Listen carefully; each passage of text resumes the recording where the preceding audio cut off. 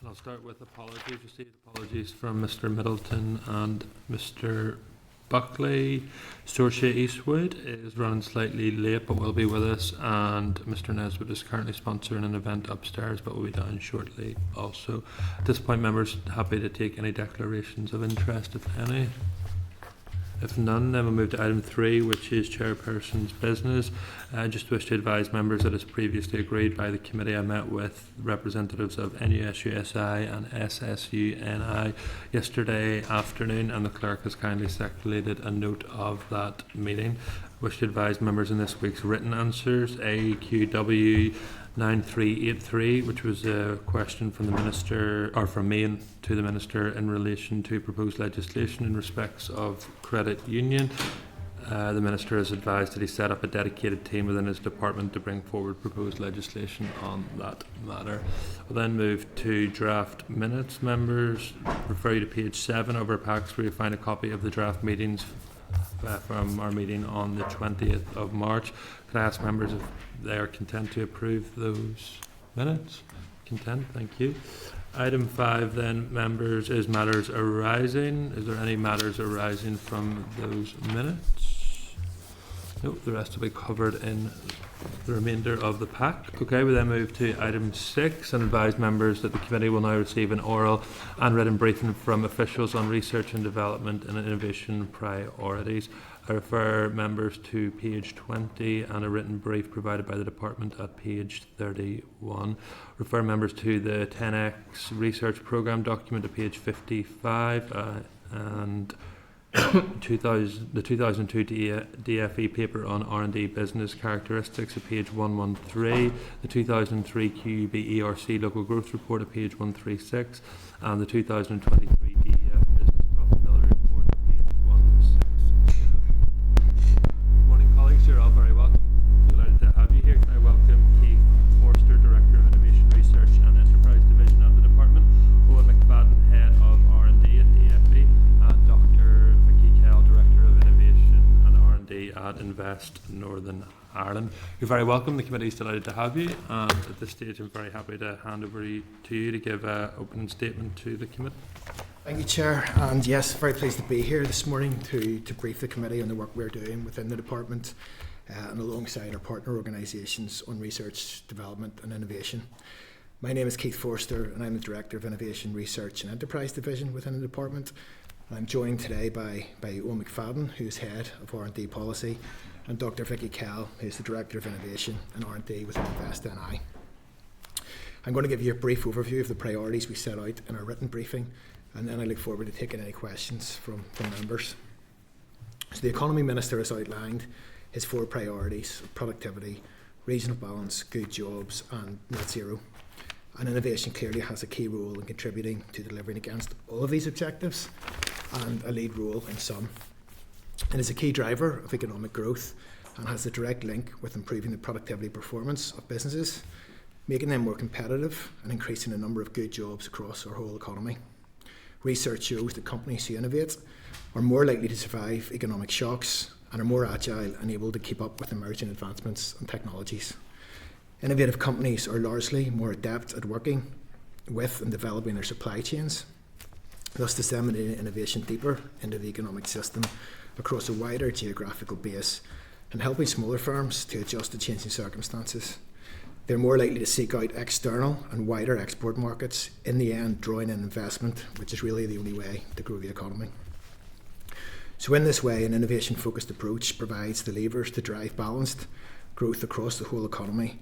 It allows us to create jobs, clusters and industries tailored to regional strengths, provide access to opportunities for all people by fostering improved innovation support and strong ecosystems in less advantaged areas, and also to provide adequate support for entrepreneurs and startups no matter where they want to start their journey. So innovation can play a crucial role in net zero by employing innovative solutions to develop cleaner energy sources, improving energy efficiency and promoting a circular economy to reuse, recycle and repurpose existing products and materials. I would also just like to outline briefly my own divisional remit and key areas of focus within the department. So I have responsibility for the Northern Ireland Science and Industry Panel, also known as Matrix. This is an advisory panel which consists of representatives from industry, academia and government. Its primary role is to undertake what we term to be horizon scanning or foresighting work, to provide advice to policymakers on how to capitalise on new and emerging opportunities that support sectoral growth. I work closely with delivery partners right across the innovation ecosystem, and I'm responsible for the delivery of a number of programmes that seek to boost innovation-related activities across the economy. And we do also take a very proactive approach to working in partnership with developing these new opportunities and collaborations to develop a number of interventions and projects. I'm also responsible for setting the strategic direction through innovation policy that will help deliver against the Minister's priorities. And we work very closely with our local delivery partners such as InvestNI, national and international agencies and all island bodies to help deliver against these priorities. And whilst we're not Silicon Valley or the Oxford, Cambridge, London Golden Triangle, we do, in my view, have a very mature innovation ecosystem here. We work closely with a range of actors within that, and we have good relationships with the universities, with the colleges, with enterprise agencies, with local government, with Catalyst, with industry partners, and many more who have important roles to play in driving innovation locally here. From a policy perspective, I think historically there's been a tendency for innovation to be focused on increasing R&D levels. And whilst this does deliver good outcomes, it can sometimes be within a more narrow range of businesses and sectors. So more recently, we have been focusing on 3 key elements of innovation which we consider critical, really to improving the performance across the entire economy. We do have a continued focus on improving R&D. This is obviously important to drive productivity and competitiveness. We're placing a greater focus on supporting what we term to be more and better innovation-driven enterprises. And these are high growth, potential, innovative companies who have a potential to scale and grow quickly. And very importantly, we also are looking at placing a greater focus on supporting innovation right across the wider business base, particularly in those regions and sectors which typically have lower levels of innovation and productivity. Despite the strong ecosystem that we have, we do continue to have relatively poor performance in fact, when looking at a number of indicators. Our business innovation activity rate is just 38%, and that compares to 46% in England, 44% in Wales, 39% in Scotland, 57% in the South, and 56% across the average of small advanced economies. Our recent R&D statistics were disappointing as well. They had a decrease of 5.5% in NI, which was down to 1.12 billion. And that was really as a result of a reduction in business spend. Total R&D per person is also less competitive than with peers. An important aspect for us is drawing down competitive funding. And again, in this respect, there are improvements that we can make here too. Historically, actually, Northern Ireland has had one of the highest win rates for bids submitted to UK funding bodies. However, we tend to submit the lowest number of bids per businesses of any region, and our bids are generally for the smallest amount of money as well. So we know that it's not enough just to continue to do more of the same, and we need to begin to do something different to make a marked change. I believe that the investment in the innovation centres that we're going to be seeing through the City and Growth deals really do offer a unique opportunity for us going forward. There's just under £1 billion of investment in those centres through innovation and digital pillars. And the intention there is to grow our industry base in priority areas and build the necessary infrastructure to connect businesses at all levels to new ideas and new technologies. And I know my colleague Kieran McGarty, the director in the department, will be briefing the committee in an upcoming session specifically on city deals. We also have had a number of successes recently. We're delivering a number of exciting projects that have been secured through big competitive funding competitions. That includes £50 million for the Smart Manufacturing Data Hub, which was supported by Innovate UK's Made Smarter programme. We have 2 UKRI Strengthen Places projects, which was a £33 million for the Belfast Maritime Consortium, which was led by Artemis, and £42 million for the Smart Nano Manufacturing Corridor, which was led by Seagate. We recently had a £7.5 million allocation to a Northern Ireland launchpad in the life and health science sector, and again that will be looking to support smaller local companies to drive forward innovation. I just wanted to also say briefly that innovation, engineering and technology really are the application of science to daily life, and I think science can often be seen as removed from the reality of most people's lives, but it is in fact everywhere and in everything that we do. So we recognise that having excellence in scientific research is absolutely the starting point, but knowing its value to the economy and how to deploy it for economic return is the vital way to benefit people and society. And that's why we're working closely with the Executive Office to create a new post of the Chief Scientific and Technology Advisor. And this role will lead to the joining up of science policy across government departments and their agencies. I think it's a challenging time, but it's also an exciting time for the economy. The world in general is in the process of an AI-driven revolution. I think we are positioned well here, given our 30 years of definitive success in ICT digital technologies, to seize that opportunity and harness the transformative power of AI, ensuring its potential is diffused and applied to a broad range of businesses, which we hope will catalyse economic growth and be a great benefit to people and the society. I think I also want to say that we're home to internationally competitive universities, and combined with our FE colleges, Queen's and Ulster universities are undoubtedly the embedded engines of Northern Ireland's growing knowledge economy. Local founders of companies are well supported by our key partners, and we do work closely with partners right across the UK, the island of Ireland, the EU, and for a small region of this size we do have unique access and support and backing from the US market.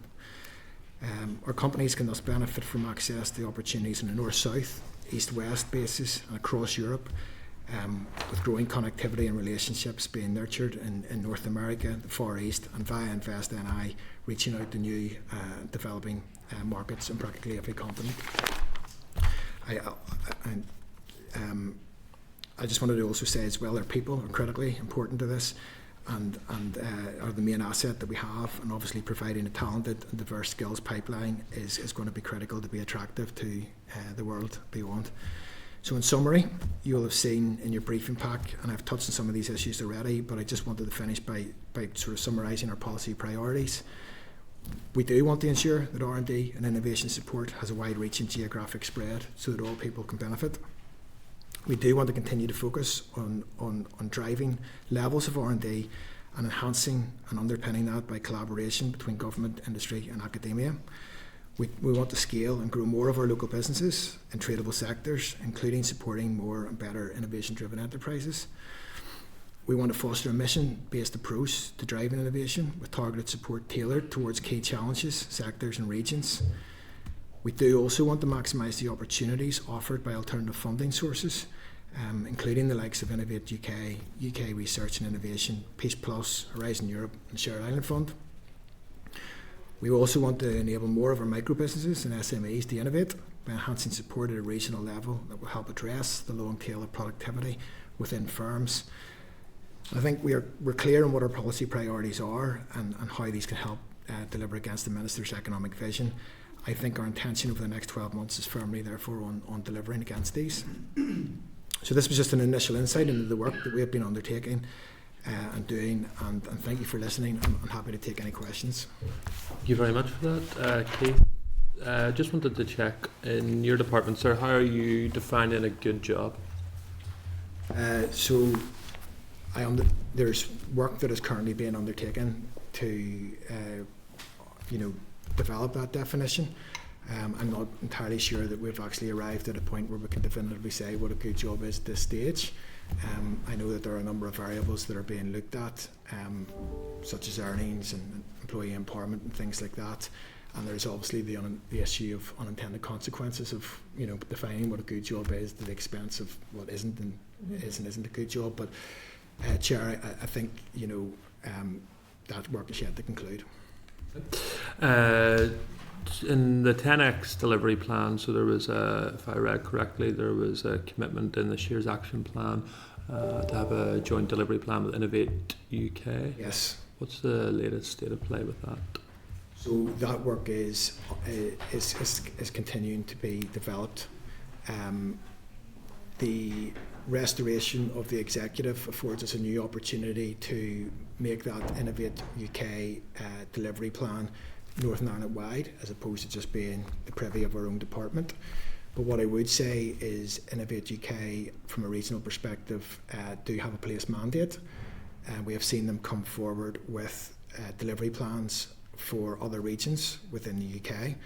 I think from our perspective, we're looking at this as a significant opportunity to put forward and table asks from Innovate UK and what delivery might look like from a regional perspective. Owen is leading on that piece of work. I think, Owen, fair to say that it's a work in progress, but we hope to have it concluded relatively soon. It is. I mean, our performance within Innovate UK historically has been quite low. Yep. What we've seen in recent years there has been improvement. Some of that is in terms of getting better bidding in for funding, but a lot of it actually has come from the basis of a much stronger partnership with Innovate UK that's been built over the last sort of 8 to 10 years. So Innovate historically wouldn't have had a regional presence in any of the regions. It was simply competitive funding from the centre.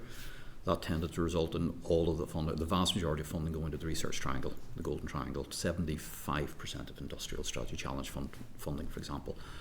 What we found with the network regional managers and the engagement with Vicky's teams, with my team, and working with historically Lorraine Atchison and more recently Paul Malcolmson, is that having a point of presence in the region puts a voice back in the Innovate UK. So we've seen much better engagement.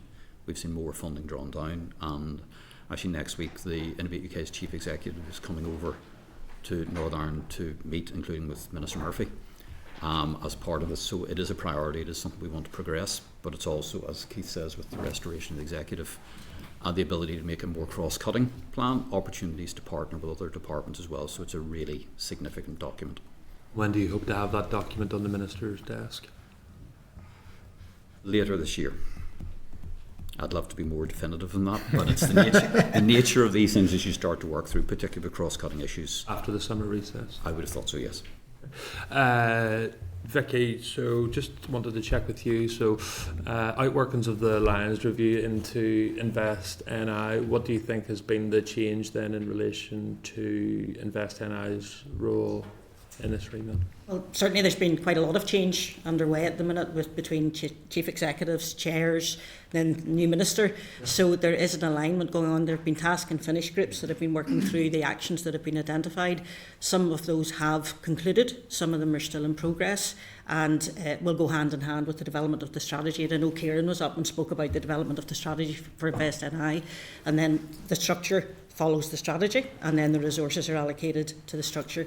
So that work is ongoing at the minute, but there are some areas which have, as I say, have concluded. So if we look at the alternative funding piece, which is important, there's two aspects to alternative funding.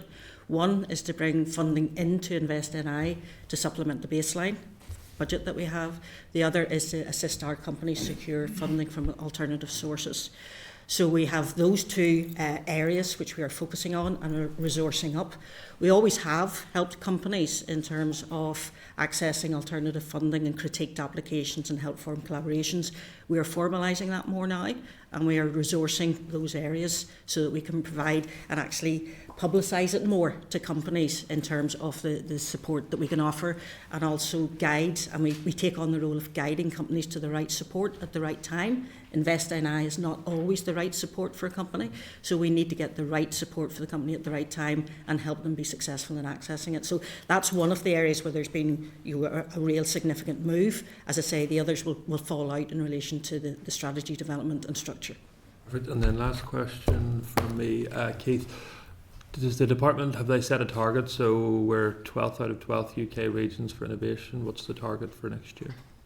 So we don't have a specific target yet, but what I would say, just in terms of the challenge around moving up that ranking, all regions are trying to move up. So it's not a case of just nudging ourselves. We have to nudge higher.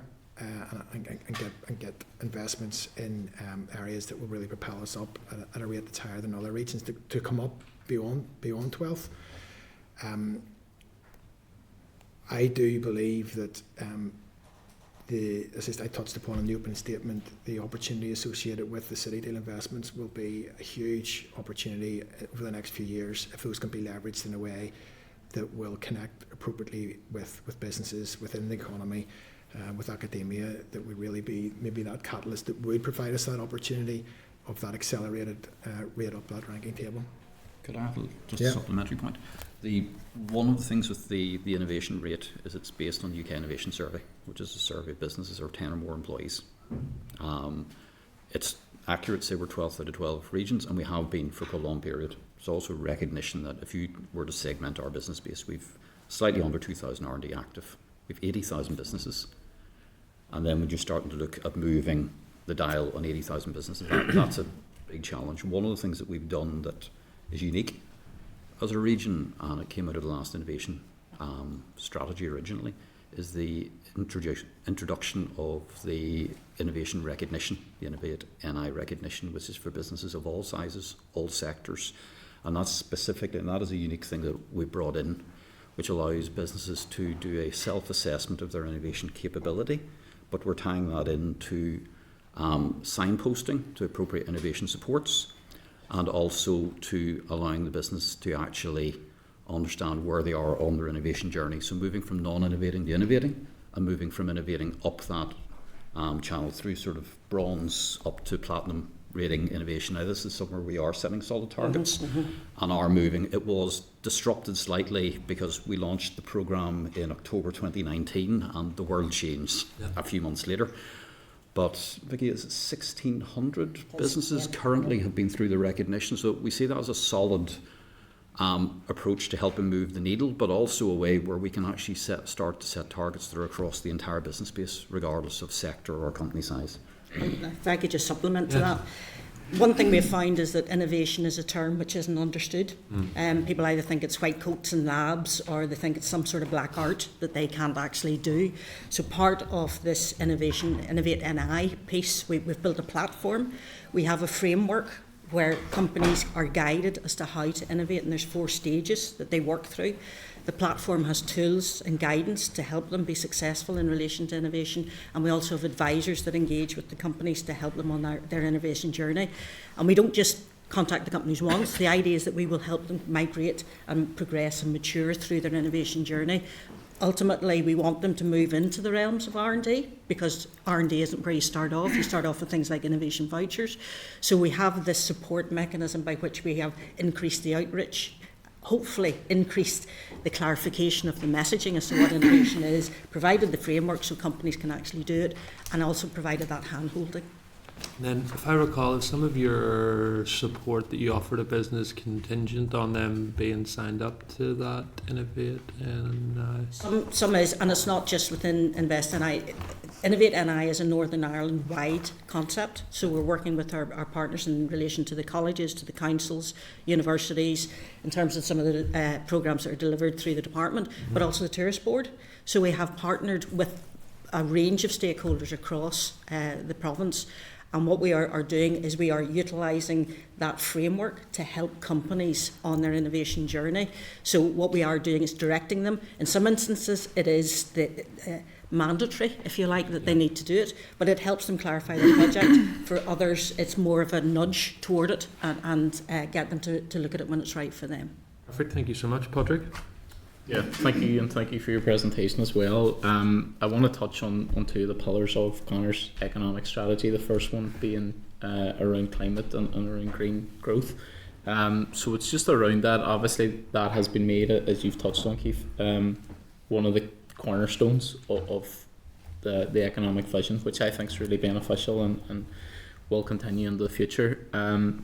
Just around that, can you tell us a wee bit more about the role of RDI in circular economy and a green economy, and in, I suppose, the diversification as well of renewable energy sources? Okay, do you want to touch on some of the stuff? Yep, that sure. you guys are doing? And there's a number of ways in which we're engaging with companies in relation to that. So the first area is in terms of the green economy, and really looking at opportunities for Northern Ireland companies globally in relation to the green arena. And we took a showcase of companies in that arena across to Singapore in March, to develop partnerships, identify potential opportunities for them to access. We've also had some companies in and inward visits, the likes of Petronas, to see what we can do in the global marketplace to allow our companies who have expertise in that area to access the opportunities. The other side of the coin is where we're actually helping our own companies become greener, become more efficient, and utilise resources and energy better. We have a way in which we can help companies called industrial symbiosis, where it's the waste of one company becomes the material of another. And that has been running for a period of time. We have a number of successes where that has led to ongoing relationships, and it's all part of the circular economy in relation to how we can help businesses. We also provide advisory support, technical advisory support to help companies identify where they would achieve significant gains in relation to how they utilise resources and their processes and their equipment. And also we are introducing a new programme which will be in vogue at the end of this month, which will look at how we can help companies with their energy utilisation through capital investment. So we provide, if a company knows what they want to do, that's fine, they can apply. If a company doesn't know what they want to do, we can help them with the expertise to identify the areas they should focus on. And as I say, that is coming through, the one about energy is coming at the end of this month.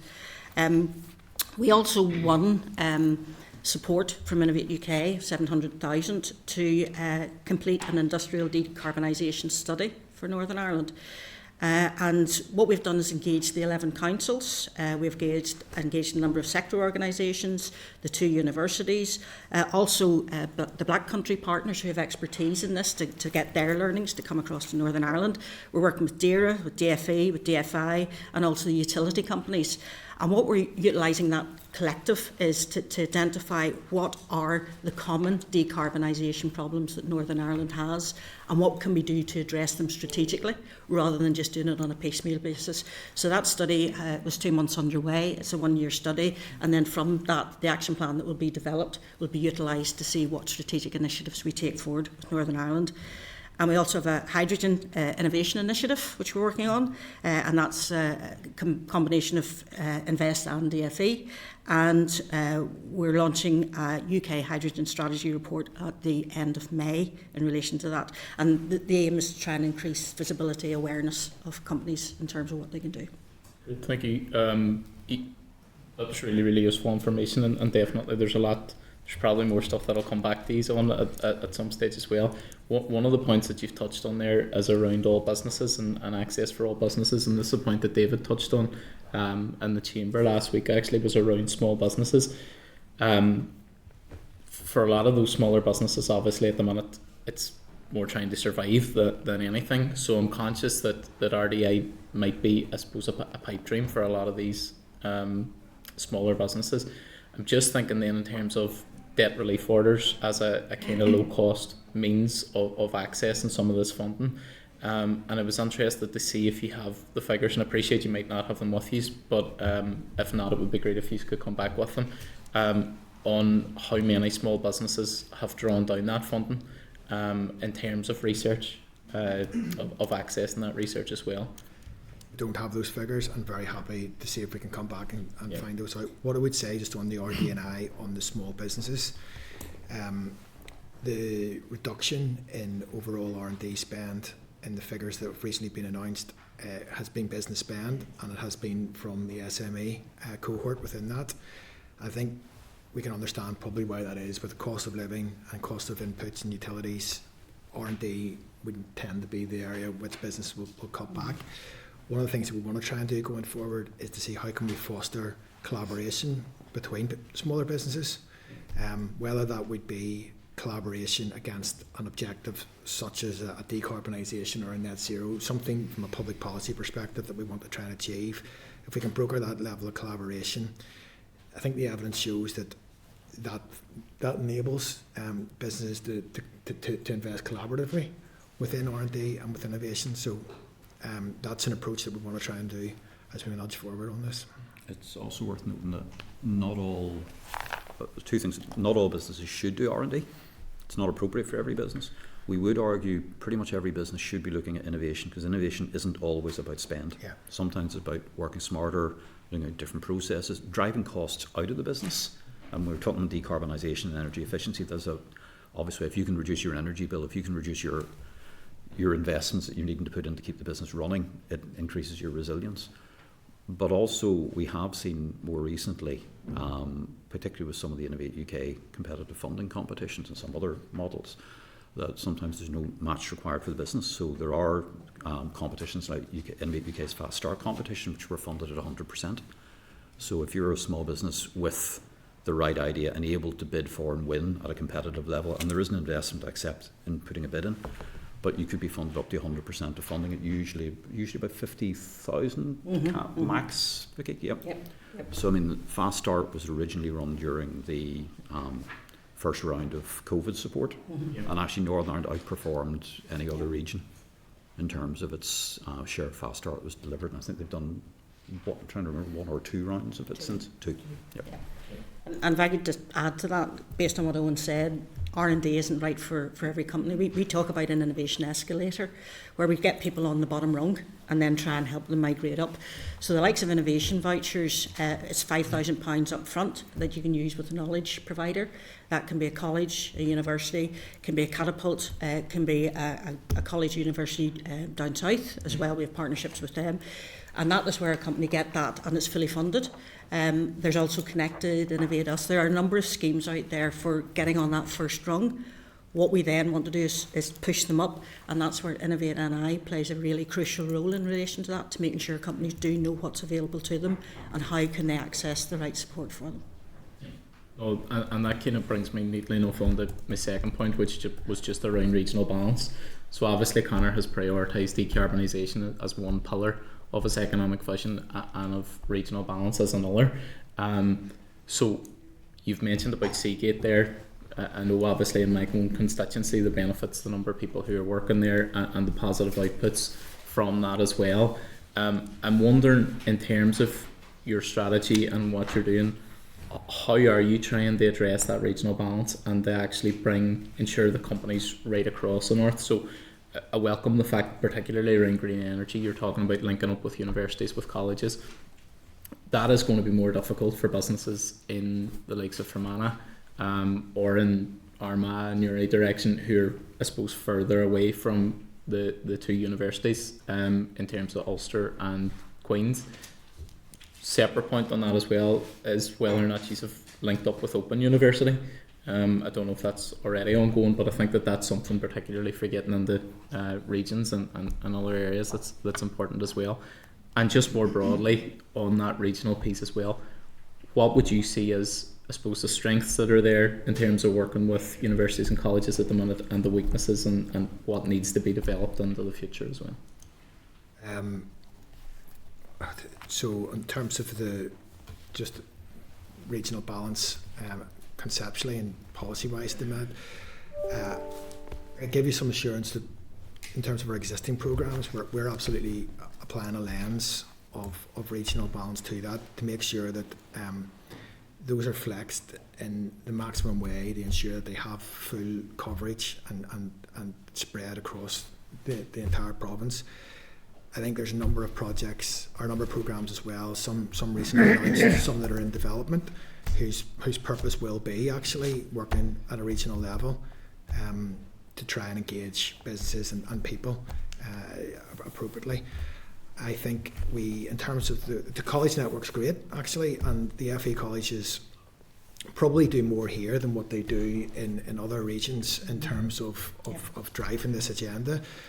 So we do work closely with them, and there's a number of programmes that they deliver which should be actually dispersed within the regions right across the north. I think what we do have is the with the universities, they're located where they're located. For us, the focus is in terms of the commercialisation of the research that comes out of those universities. So, what are the pathways to ensure that we can bring to market, for the benefit of businesses, the research that the universities are currently engaged in? And I think where we also would like to get to is, how can that benefit be diffused in the supply chain or more broadly within the economy in general?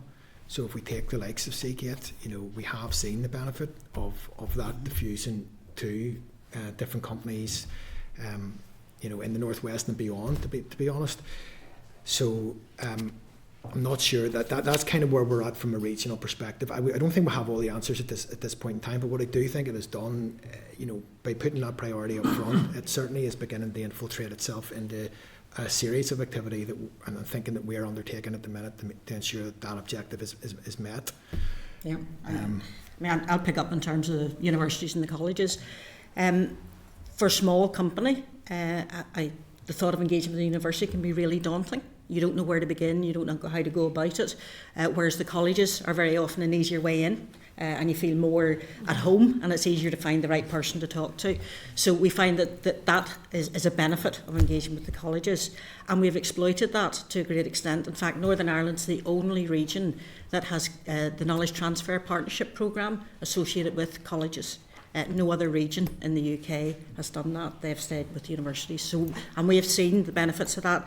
And if I could just diverge for what I think this is brilliant, there was one KTP that worked with Braidwater in Derry, and they were looking, and I'll get it right because this is quite a mouthful, but it was addressing the new demand for affordable homes for first-time buyers on brownfield sites, which also meet carbon efficiencies and environmental regulations through the creation of an intelligent home development platform, which I think is brilliant. It touches on all the things that we want to do. It was successful. The associate that did the study has now been employed by Braidwater. They actually lecture part-time in the college, so it just shows you that partnership has had ongoing engagement and has been very beneficial. The one thing I would say about university is sometimes just the speed can be really, not really slow, but it's an academic speed, whereas businesses want an industry speed, which is sometimes there's a tension, whereas I think colleges do understand the industry speed and therefore are more associated and in tune with that. That's really useful. Just to pick up on the OU point, Open University is, for example, represented on the Matrix panel.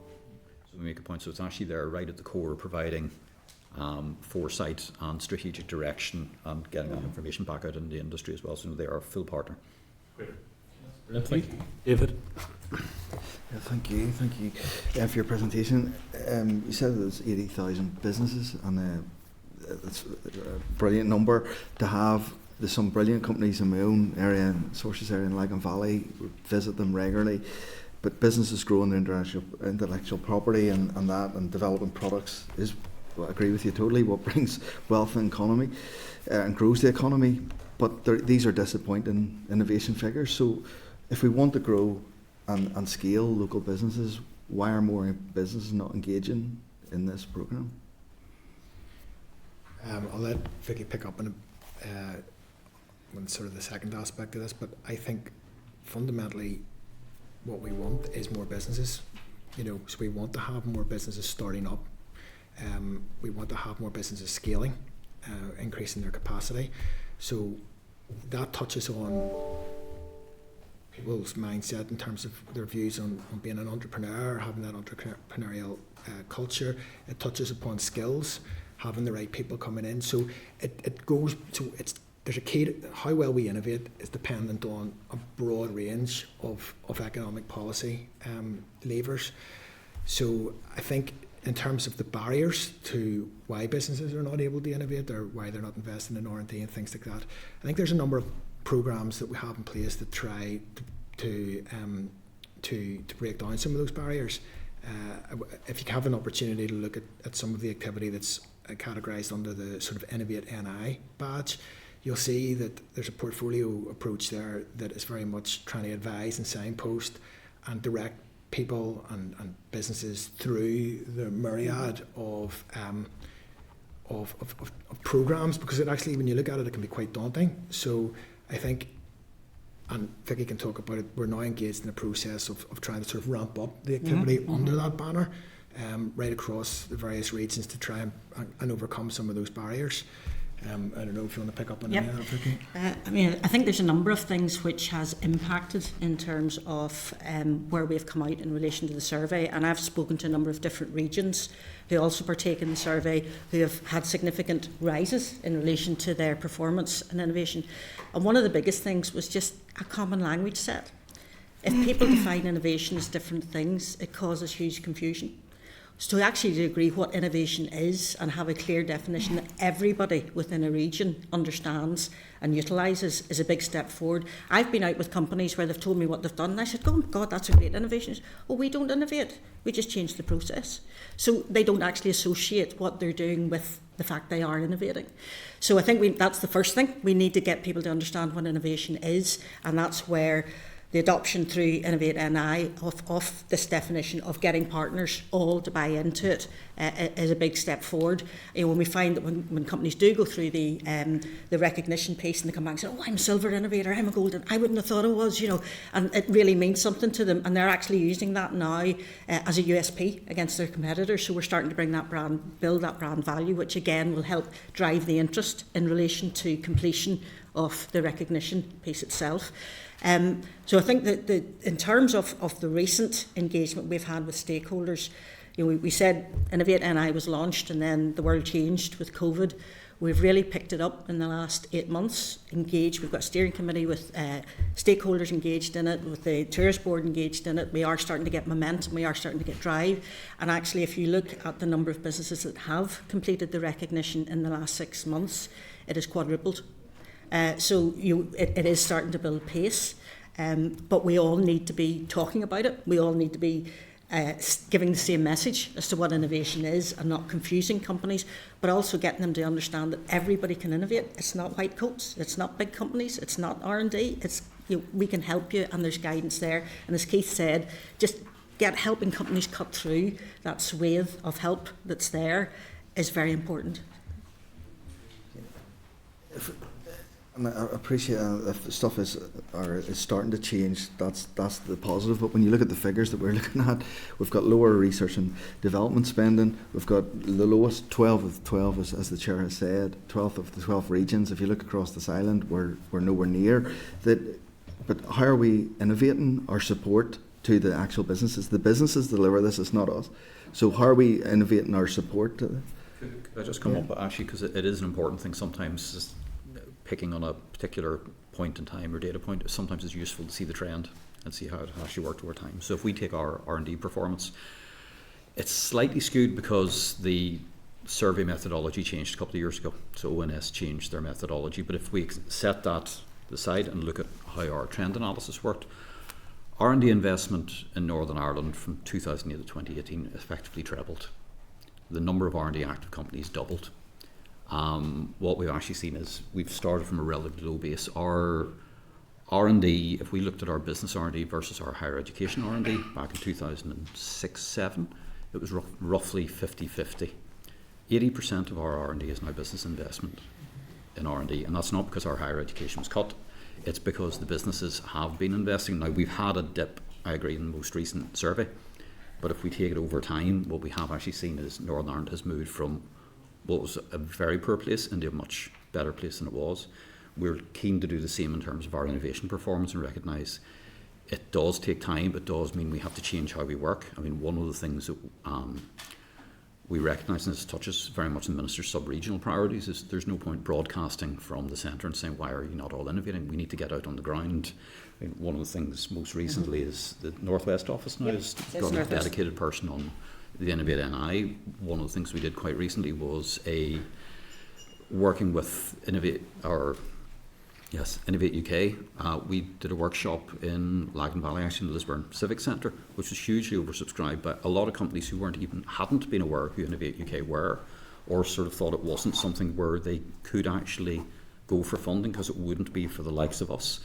But actually running a masterclass as to what's involved in it, what's the process, who it's for, and how do you actually go about it, and hearing from very successful local companies who have bid and won.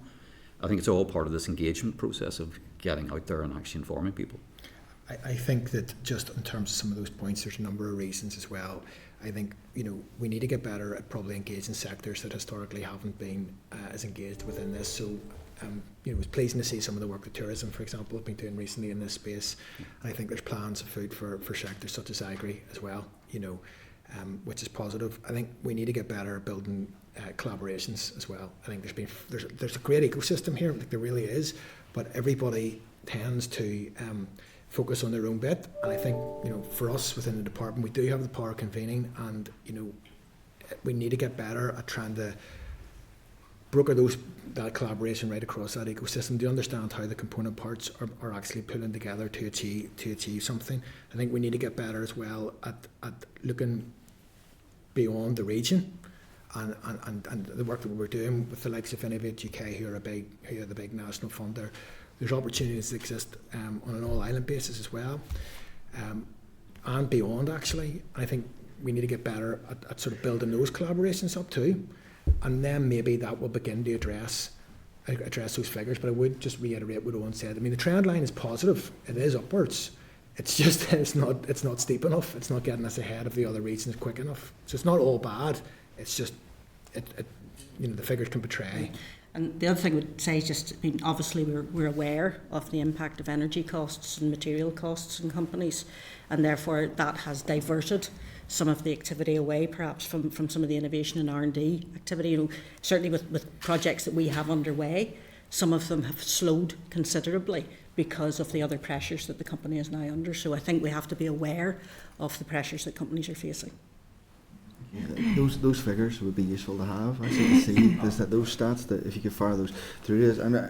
In no way am I businesses there to make money for themselves, to employ, to grow, and that's their role, 100%. My issue is not with the business, it's how the business moves to the department. It's the department's interface with the business rather than the business. This isn't the bad business that should be doing this. Yeah. We should be assisting the business, not the other way about. But you said, just as you were in a presentation earlier, it's fundamentally sort of the motivation bit, and you said that we're too comfortable, or we've been too comfortable, I think I wrote down, just doing the same old, and we need to do something different. My question then is why that hasn't already happened.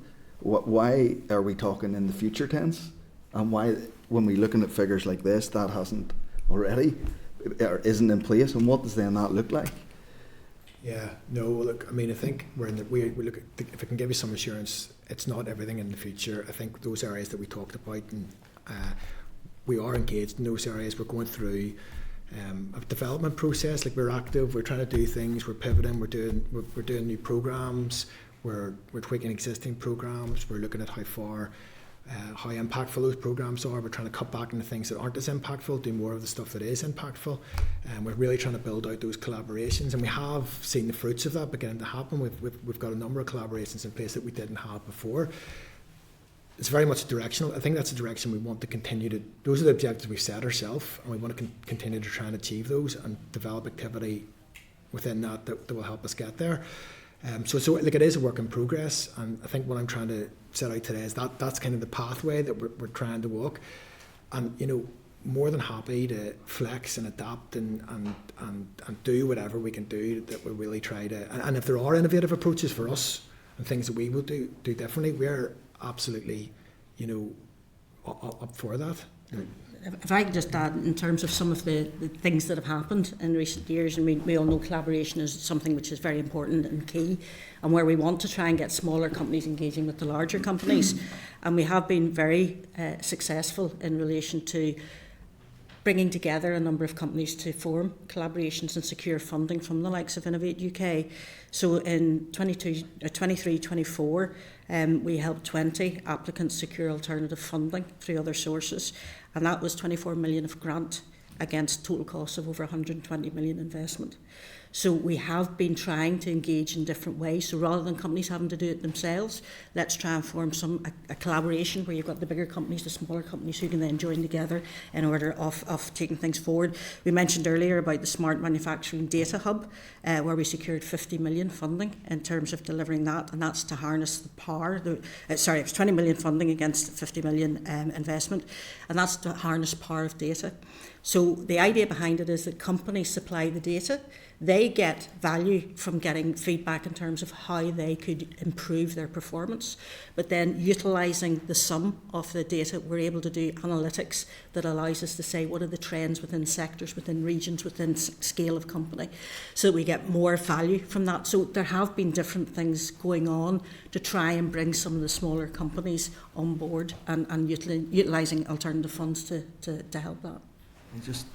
Finally then, I don't want to be cynical, but I feel cynical, and the more I hear, I feel more cynical.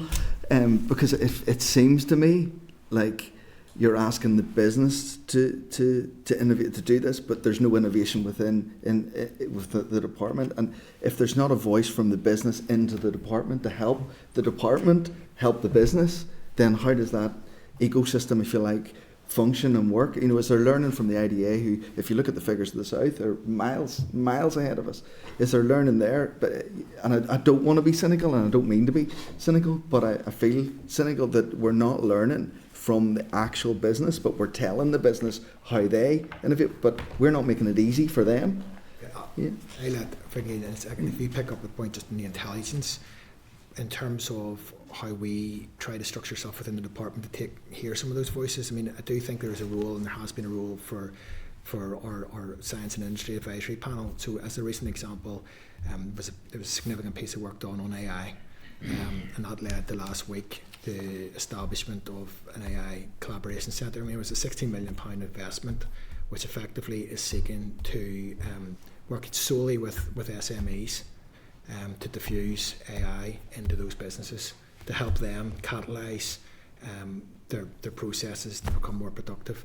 Now, I'm just trying to use that as an example. That's us as a department taking advice from industry experts, saying this is what you could do to bring about economic growth, and trying to act upon that to enable things to happen. And that's one example. I would think of a number of things that we've done recently that are in play now.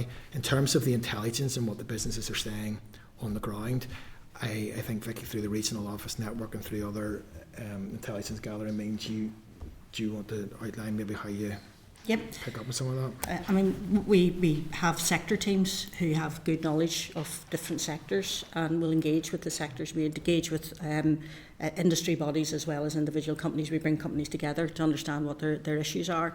And some of the examples which I've given have demonstrated where we're trying to look at not just an individual company, but actually understand what the Northern Ireland situation is, because that's where we're going to get better value and better support for all companies. And that is a stance we have taken, proactively taken, in terms of trying to be more strategic in terms of some of the activities to make it easier for companies to access the right support, because we know what the right support is, we know what the right issues are, we know how we can help them. So that is one action that we've taken. In terms of the engagement that we have with companies, it's an ongoing engagement. Some of the other bodies that engage with companies, it's more transactional. Ours is very much a partnership approach, so therefore we understand the business, we understand what the issue is. So, for example, in relation to, we mentioned Seagate, but we understood what the opportunities were with Seagate, and it led to the nano corridor as well, which was the ISPF funding, which again was additional funding brought into the province. So we understand where we can help companies go after something that is right for them. The other thing we have is innovation advisors. So whenever a company approaches us, we will work with them regarding their particular project. We will either get them to the right support. If they've entered and thought, it's R&D and it's not R&D, we'll get them to the right support and help them access that support. Or we will help them craft the project to make sure that it is a project which is right for them and is going to give value for money for them. So we have that ongoing relationship with them. We have that ongoing support with them. And I mean, in terms of referrals we get for R&D, 78% of the referrals we get, we either direct them and get them funding elsewhere, or we recraft their project, or we get them to realise it's not the right project. So that, to my mind, is where we are bringing value to the companies, saving them wasting time, saving them wasting money and effort on something which is not the right thing to do. And just as well, in the last week as well, we announced the Business Accelerator Programme, which was a new programme looking at startup businesses out through Invest in I, but collaboration with Queen's and Dogpass Labs and the AMP. We've also re-established the proof of concept programme recently.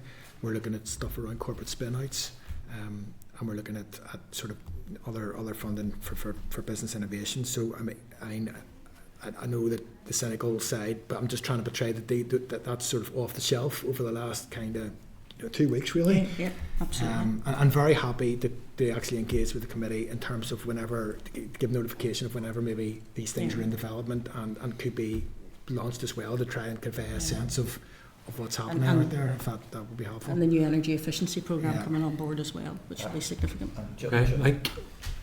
Mike. Thank you, Chair. Apologies for missing the start of your presentation. I was welcoming delegates to a conference upstairs. I'd like to ask 2 questions about AI. Yeah. So, first of all, is there any empirical evidence that will inform us as to who thinks it's an opportunity and who thinks it's a threat? Yeah. So there's certainly evidence that sets it out as an opportunity. So there's a couple of reports that we have very recently in conjunction developed with the Turing Institute in England, which would be the UK advisory forum on that. The adoption of AI and in terms of what that might mean for the automation of processes through machine learning, through bottom line and enhanced productivity for businesses, I don't think can be in dispute in terms of what it will do. I think there are ethical implications that we're working through at the minute that any country in the world is grappling with this.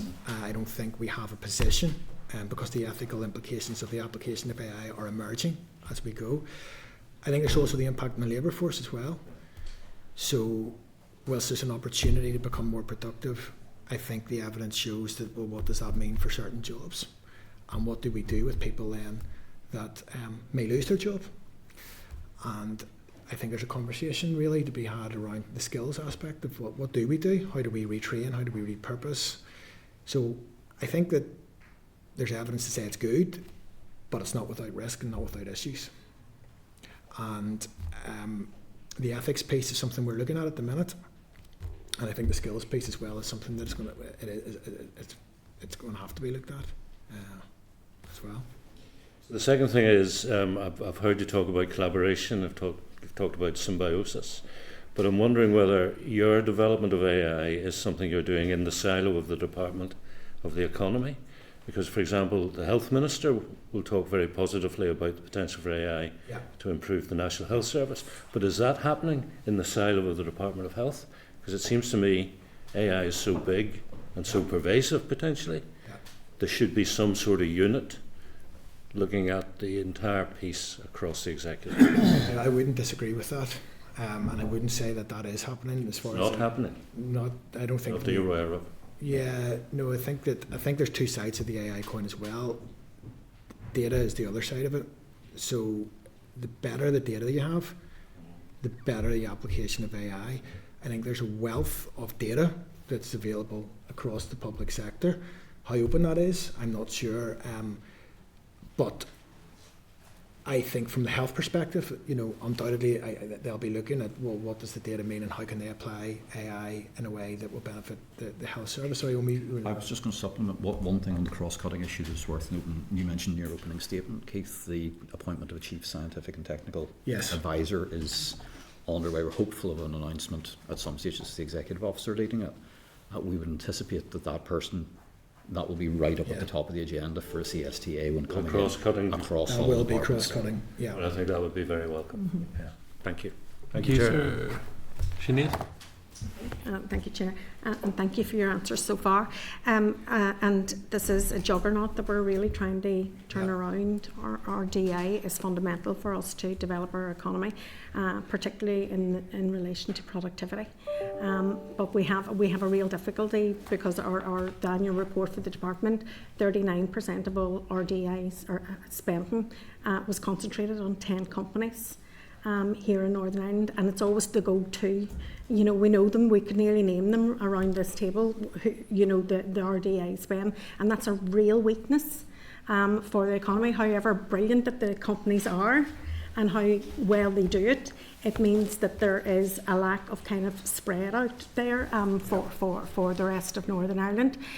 And again, and I would agree with David what he said, we have to learn how others, other government departments and other nations deal with this type of thing.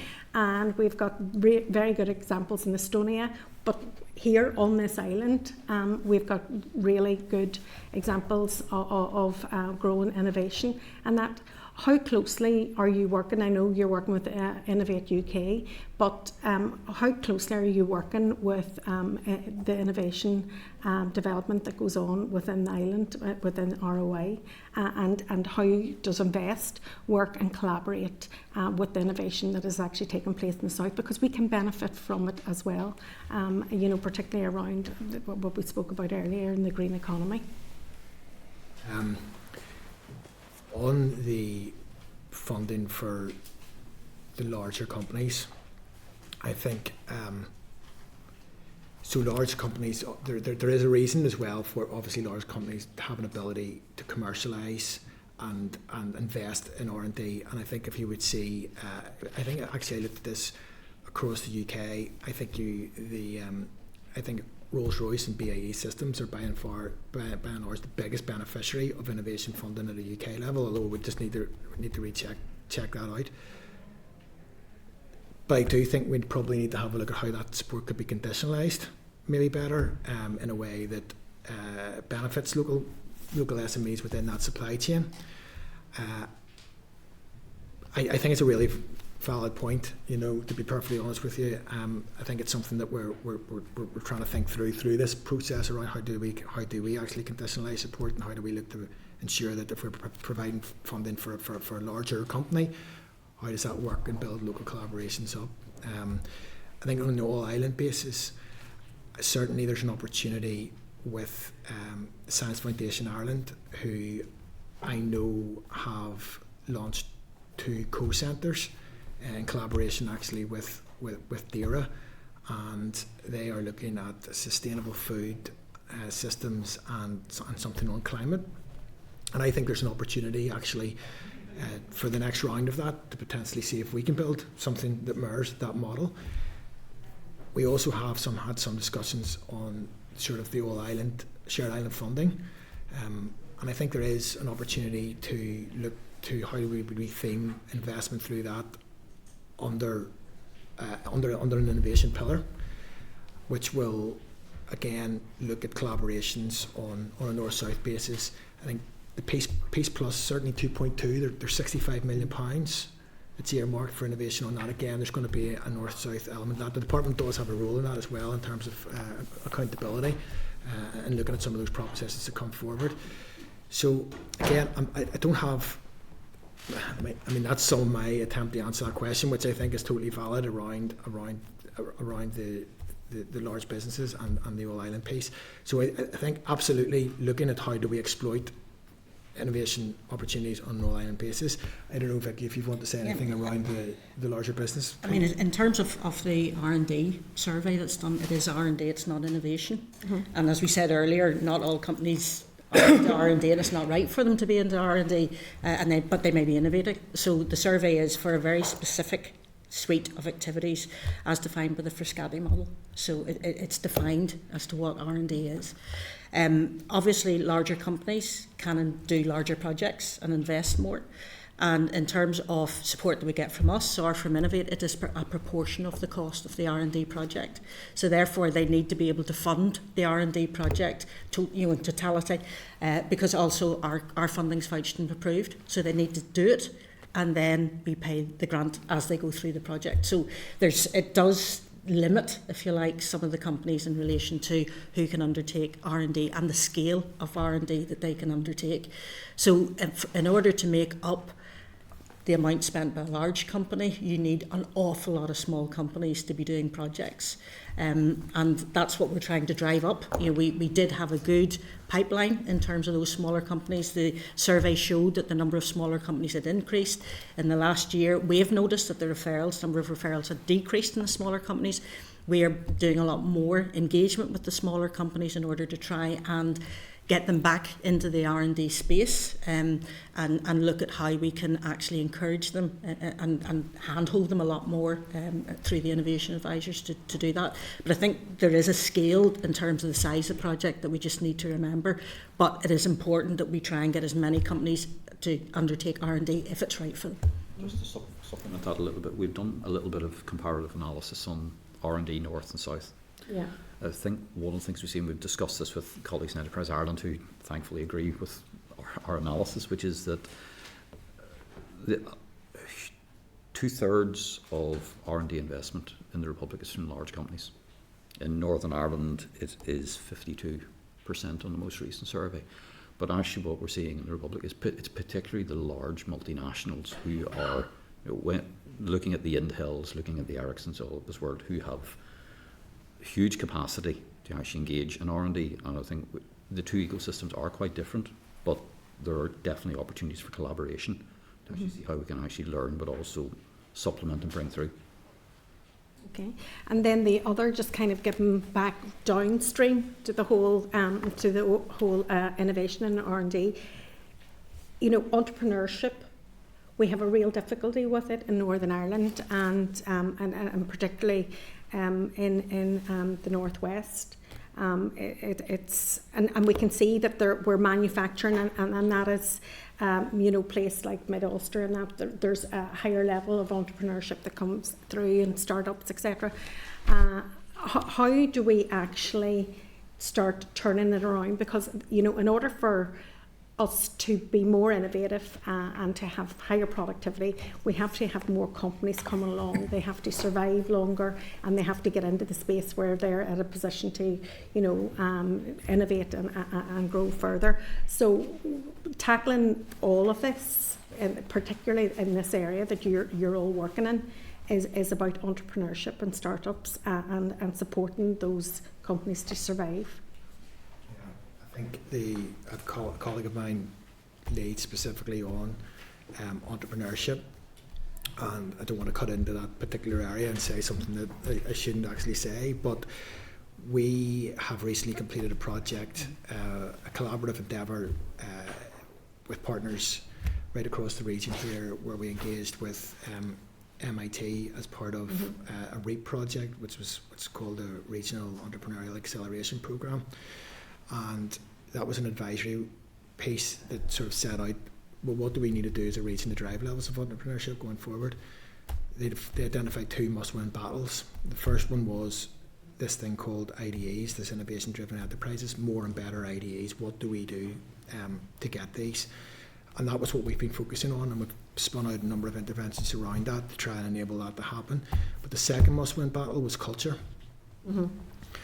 And that isn't, so that's there, I think, to be looked at now within the context of entrepreneurship. What are we doing to foster a culture? And I think the evidence shows that we're not just talking about people that are at the top of Google and large multi-organisations aren't there because they've started Google. They're there because they've got an entrepreneurial mindset within a large business that's taken them to the top. So it's not just about, I'm going to set up a business.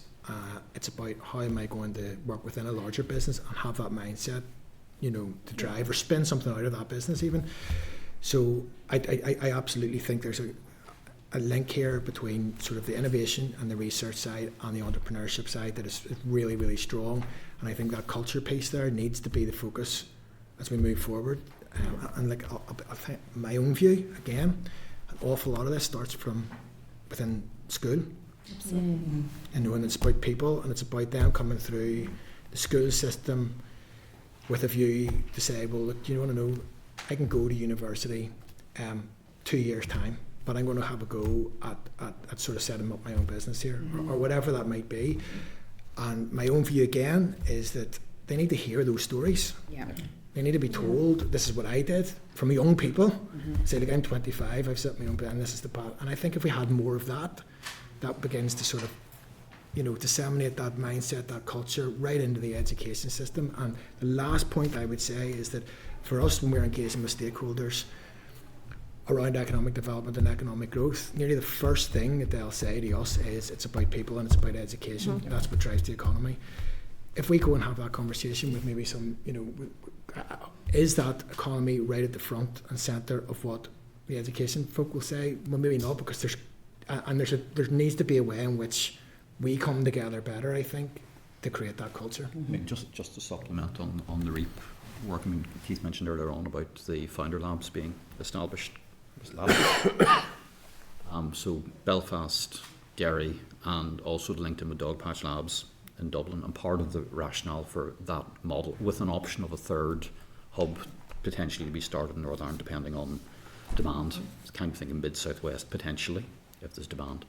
you're absolutely right. Ecosystem and role models connections really matter. So trying to build that network so it's not an accelerator on its own, but it's linked into a very vibrant operation out of Dublin, Cork, Kerry and Galway at the minute, is to try to build those connections and those role models, because we see role models that really probably should be household names in Northern Ireland every day, and yet for most of us, whether it be in the media or just generally work, you're not even aware they exist. You know, you look at the likes of the boys who founded CropSafe at 18 years old, a company that's leveraged millions of pounds of US venture. Look at the folks that founded Elemental up in Derry, 2 social workers who found an opportunity for social prescribing and looked at a completely different way of working. But we don't celebrate that kind of activity or those people, I think, enough. I think one of the things that we're very conscious of, I'm very conscious of with the Matrix role, is we need to be far better at showcasing and providing those role models so that we do know them, and we're aware of them, and it actually is one of those things that just becomes part of normal discourse. And just to add to that, in terms of the Founder Labs that has been established, the fact that there are 10 businesses, 10 entrepreneurs going through it at one time, they start to form a network. Yeah. Because it can be very lonely. So I think actually providing that grouping is something which is important as well, not just supporting an individual entrepreneur, but actually giving them that cohort and creating that family, if you like, that can then support them going forward. Yeah. No, I definitely, I think that the role of government is to break down those barriers and showcase and sell the benefits of peer-to-peer working as well, and building clusters rather than competition with one another. So, okay, thank you. Thank you. And finally, Saoirse. Thank you, Chair. Hi everyone, apologies I was late at the start of the meeting. I just also want to declare a conflict of interest that my husband previously worked on circular economy last year within DFE. I just want to touch on a number of things that you've raised there, and you're starting to talk my language there at the end about people and about schools and education and people by people, and we are a nation of storytellers. And you touched on it there at the end, one about the showcasing and the storytelling.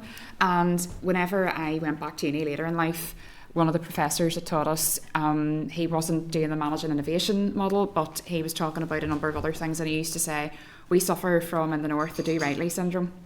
And that used to be a big part of our culture. Now we've seen big concerted effort to try and change that in the last number of years, and maybe too far to say decades, but certainly it's been acknowledged that that has been a thing. We've also talked about culture. Culture eats strategy for breakfast. And I think the biggest thing for me coming out of this is the fact that, there does need to be, you also touched on it, Vicky, an agreed use of language as to what is actually innovation, what are we doing here, because it won't be one size fits all, as you say, it'll be something different.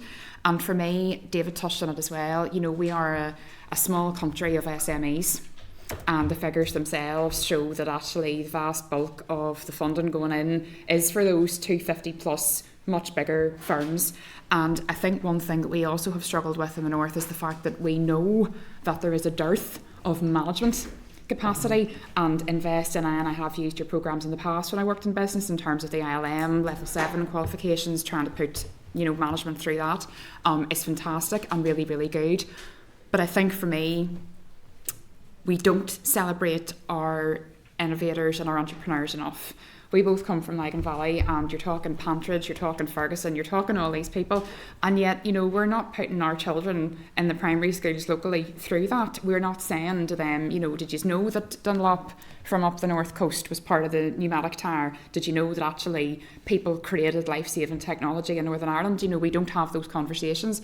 And I think for me, I would like to hear, I guess, a wee bit from you about how you think you can possibly tell that story a wee bit more. You'd mentioned education as well, so I just wonder, is there a piece to be had there in terms of that joint departmental working on how we do showcase that going forward? On the language piece, and I'm very happy to share the terms of reference, there is a research project commissioned at the minute looking at innovation language. It's a behavioural science sort of approach to sort of figure out what way do we need to communicate some of these things.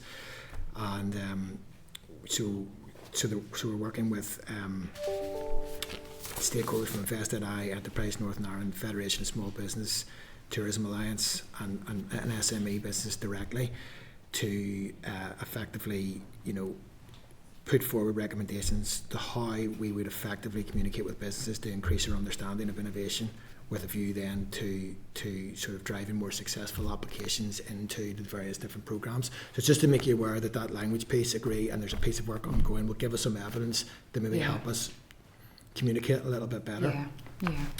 In terms of selling our successes and things like that, I mean, do you want to? I mean, I agree with you. I think we punch way above our weight, but we hide it. You know, and I think that's by nature. It's our culture. We don't want to shout. We don't want to scream. But if we were Americans, we would be. You know, so the thing is, you know, I can go through one in 5 aircraft seats are made in Northern Ireland and Kilkeel. 1 in 3 computers have a part made in Seagate and Derry. We export building blocks to India.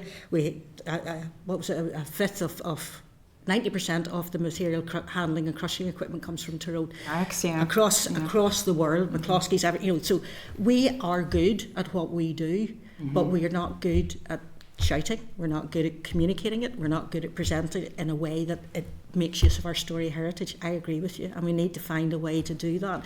So it's not just one soundbite, but it's actually the story of what we have to offer and what our culture can allow us to do, and we need to exploit it. It is a cultural thing as well, in that, and I think even in terms of some of those figures that show that we're bumping around the bottom, I think it's because, as we talked about, people are hesitant to say, well, actually I am an innovator, so they're reserved. And I know from speaking to like Steve Orr in Catalyst, who takes, you know, individuals over to pitch to a VC in America, he said, you know, they bring the folk over from here and they go into the panel, and the panel says, so what's your ambitions? And they're like, oh, we're going to make $100,000 like in the first year. You know, the Americans come in afterwards and like, oh, we're smashing through £1 million the first month. You know, and it's just that different mindset as well. Now, what's the answer to that? I don't know, but absolutely I do think this point around exemplifying good, signposting to people that have, or businesses that have had success, that resonate with other pockets, even if it is people from sort of, you know, disadvantaged areas, regions that are deprived, whether that's wards in Belfast or full region, you know, to sort of say, well, look, here's somebody from your background, here's somebody that you can resonate with, and this is what they've done, and this is how they did it. Yeah. Maybe it's something, I mean, we're happy to, you know, take that away. We'll partner with you, so you can't do it by yourselves. You know, you need champions to help you tell a story too. So, and we've got a lot of stories to tell. It is a role that we would see Matrix going forward actually doing probably more in this space, as well as a sort of independent advisory panel. It's got its own comm structures that are independent of the department and more freedom to actually get out there. And I think this is something I know the new chair is very keen that we take and drive an awful lot more. Yeah. And I should just give you a very quick example of really nice piece of innovation, local company, Datum Design, who I think from Ballinhinch up to Lisburn. One of the things they realised was they were struggling getting quite the right skill set from their local FE college. So instead of just giving off about it, they went into the college and said, we'll give you pieces that we have had to build for Boeing and for Hindustan Aeronautics and Martin Baker or whoever else, and ask you to use these in your course for your kids doing CAD. So actually what they find is they've got young people coming out who've actually been working on projects that Datum have actually done. Amazing. And in some cases actually found better solutions came out of the college. So actually that's a really just simple way of innovation. We actually think in a slightly different way. There's no cost involved. There was no bother for them, but actually what they found was it increased their engagement with the college, increased the skill set of their potential workforce, and help them actually work in the local community. No, definitely. Conversation started today, so positive. Okay, colleagues, thank you very much for your representation here this afternoon. We look forward to working with you in the time ahead. Yeah, thanks very much.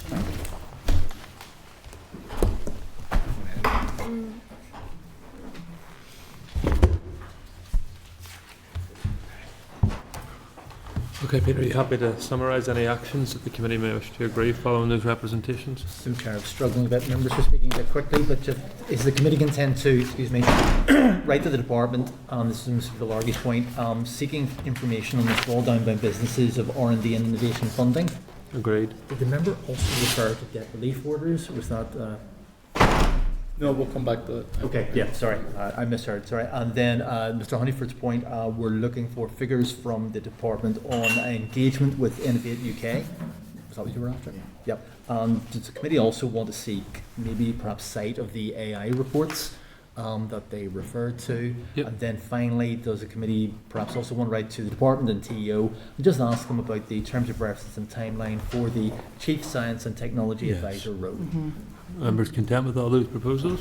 Content. Nice cup of tea. Probably a nice cup of tea. So Oh, are members we? take their ease for a So second. good. The minister's spoken. We're still DC. live. We're still Committee Room 30. Sound.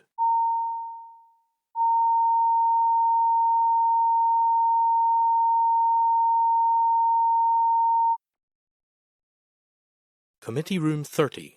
Sound.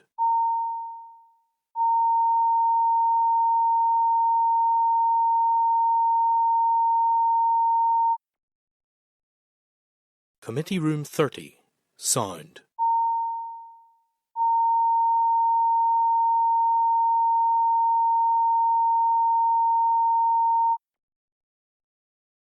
Committee Room 30. Sound.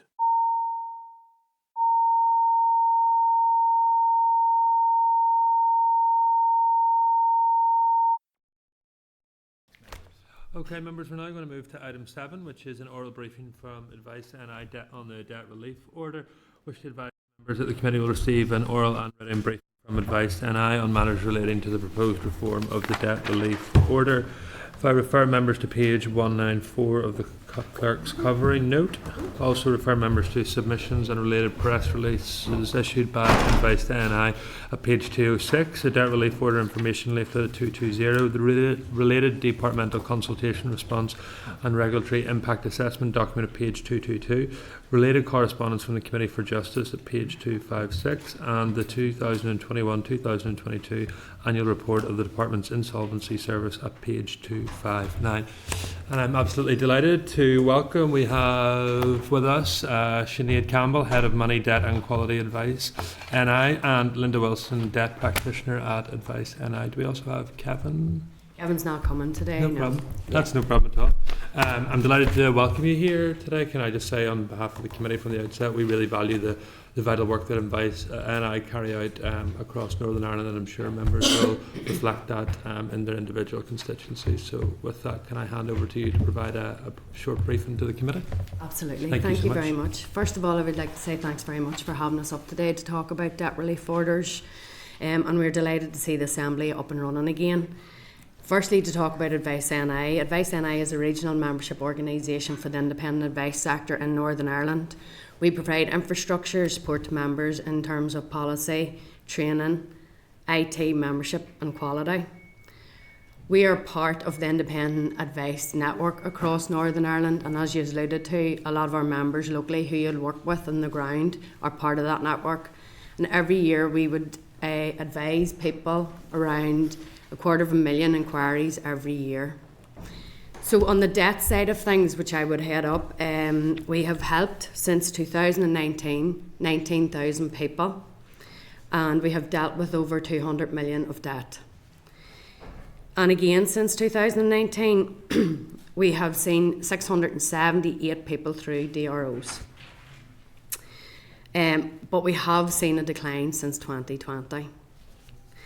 So really, to get into the opening statement then, in 2010, DROs were established as a formal insolvency solution to ensure that people in problem debt got a fresh start with their finances.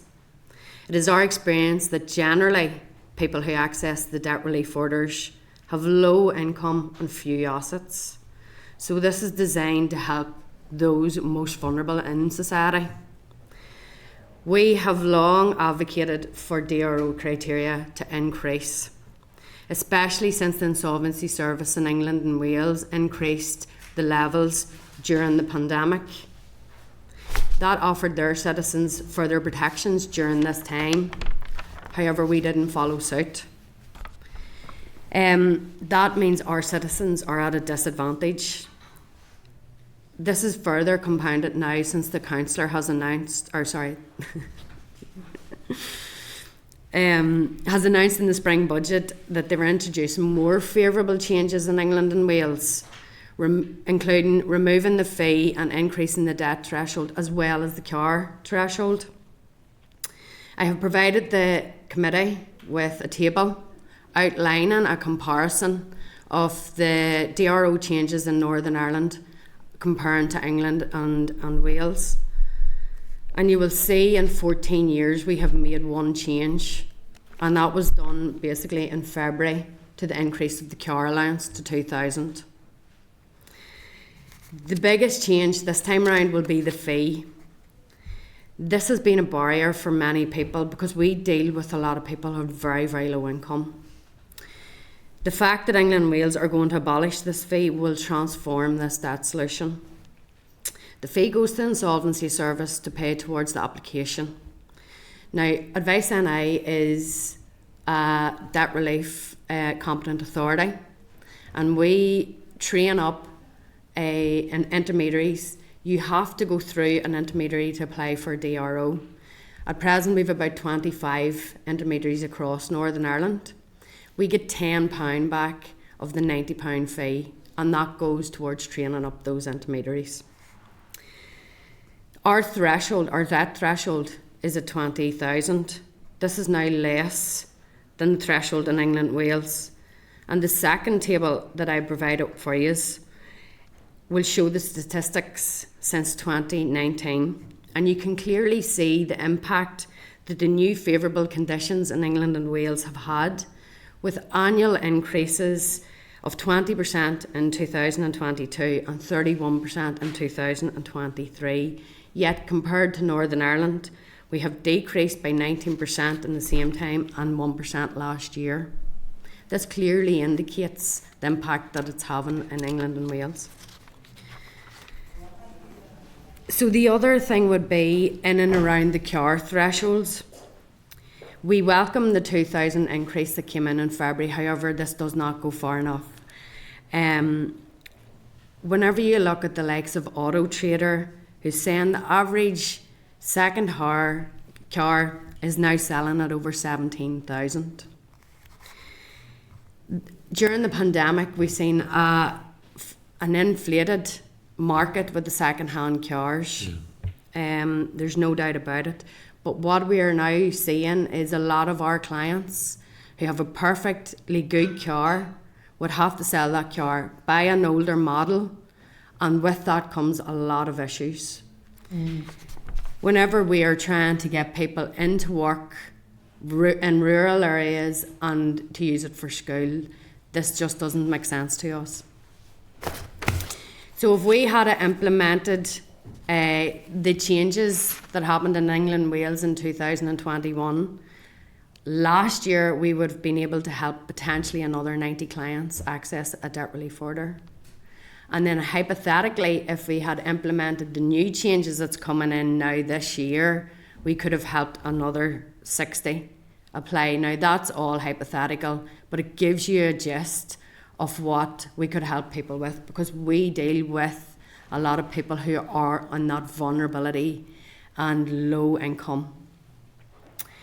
Debt and mental health is also a serious factor. You know, the Royal College of Psychiatrists have found that 50% of people with debts have a mental health issue. The Northern Ireland offices found that 21% of Northern Ireland population has a possible mental health problem. Our own figures, we see that about 19 to 20% every year have a diagnosed mental health issue, but yet our advisors on the ground tell us constantly that people are stressed when they come in because they're coming to us at crisis point, and that is really, their debts are a real factor in that. So the figure would probably be higher if you were taking in the likes of anxiety around debts. So what are the options if you can't go for a debt relief order? Bankruptcy, as we've talked about before, or be setting up the likes of a repayment plan. What usually happens for people with us, if it's going into a repayment plan, you're talking token payments which is £1, £2, £3 a month to each creditor, which is basically keeping the debt alive, but it should really only be a short-term solution for a change of circumstances down the line. The other then would be that the client would do nothing and let the creditor take action, which ultimately means going through bankruptcy. But along with that has its own stressors. Bankruptcy in 2022, we advised 7 people through bankruptcy. 2 out of that total could have had a DRO, but their debt levels were over the threshold of 20,000. And one of them was 21 and the other was 24,000. If we take the figures on 2023, we advised 22 people in bankruptcy. 9 of those could have went through the DRO if we had the increased thresholds. Bankruptcy fees are a huge barrier in Northern Ireland, well, across the UK. These are currently at £683. So really what happens is people end up with no solution.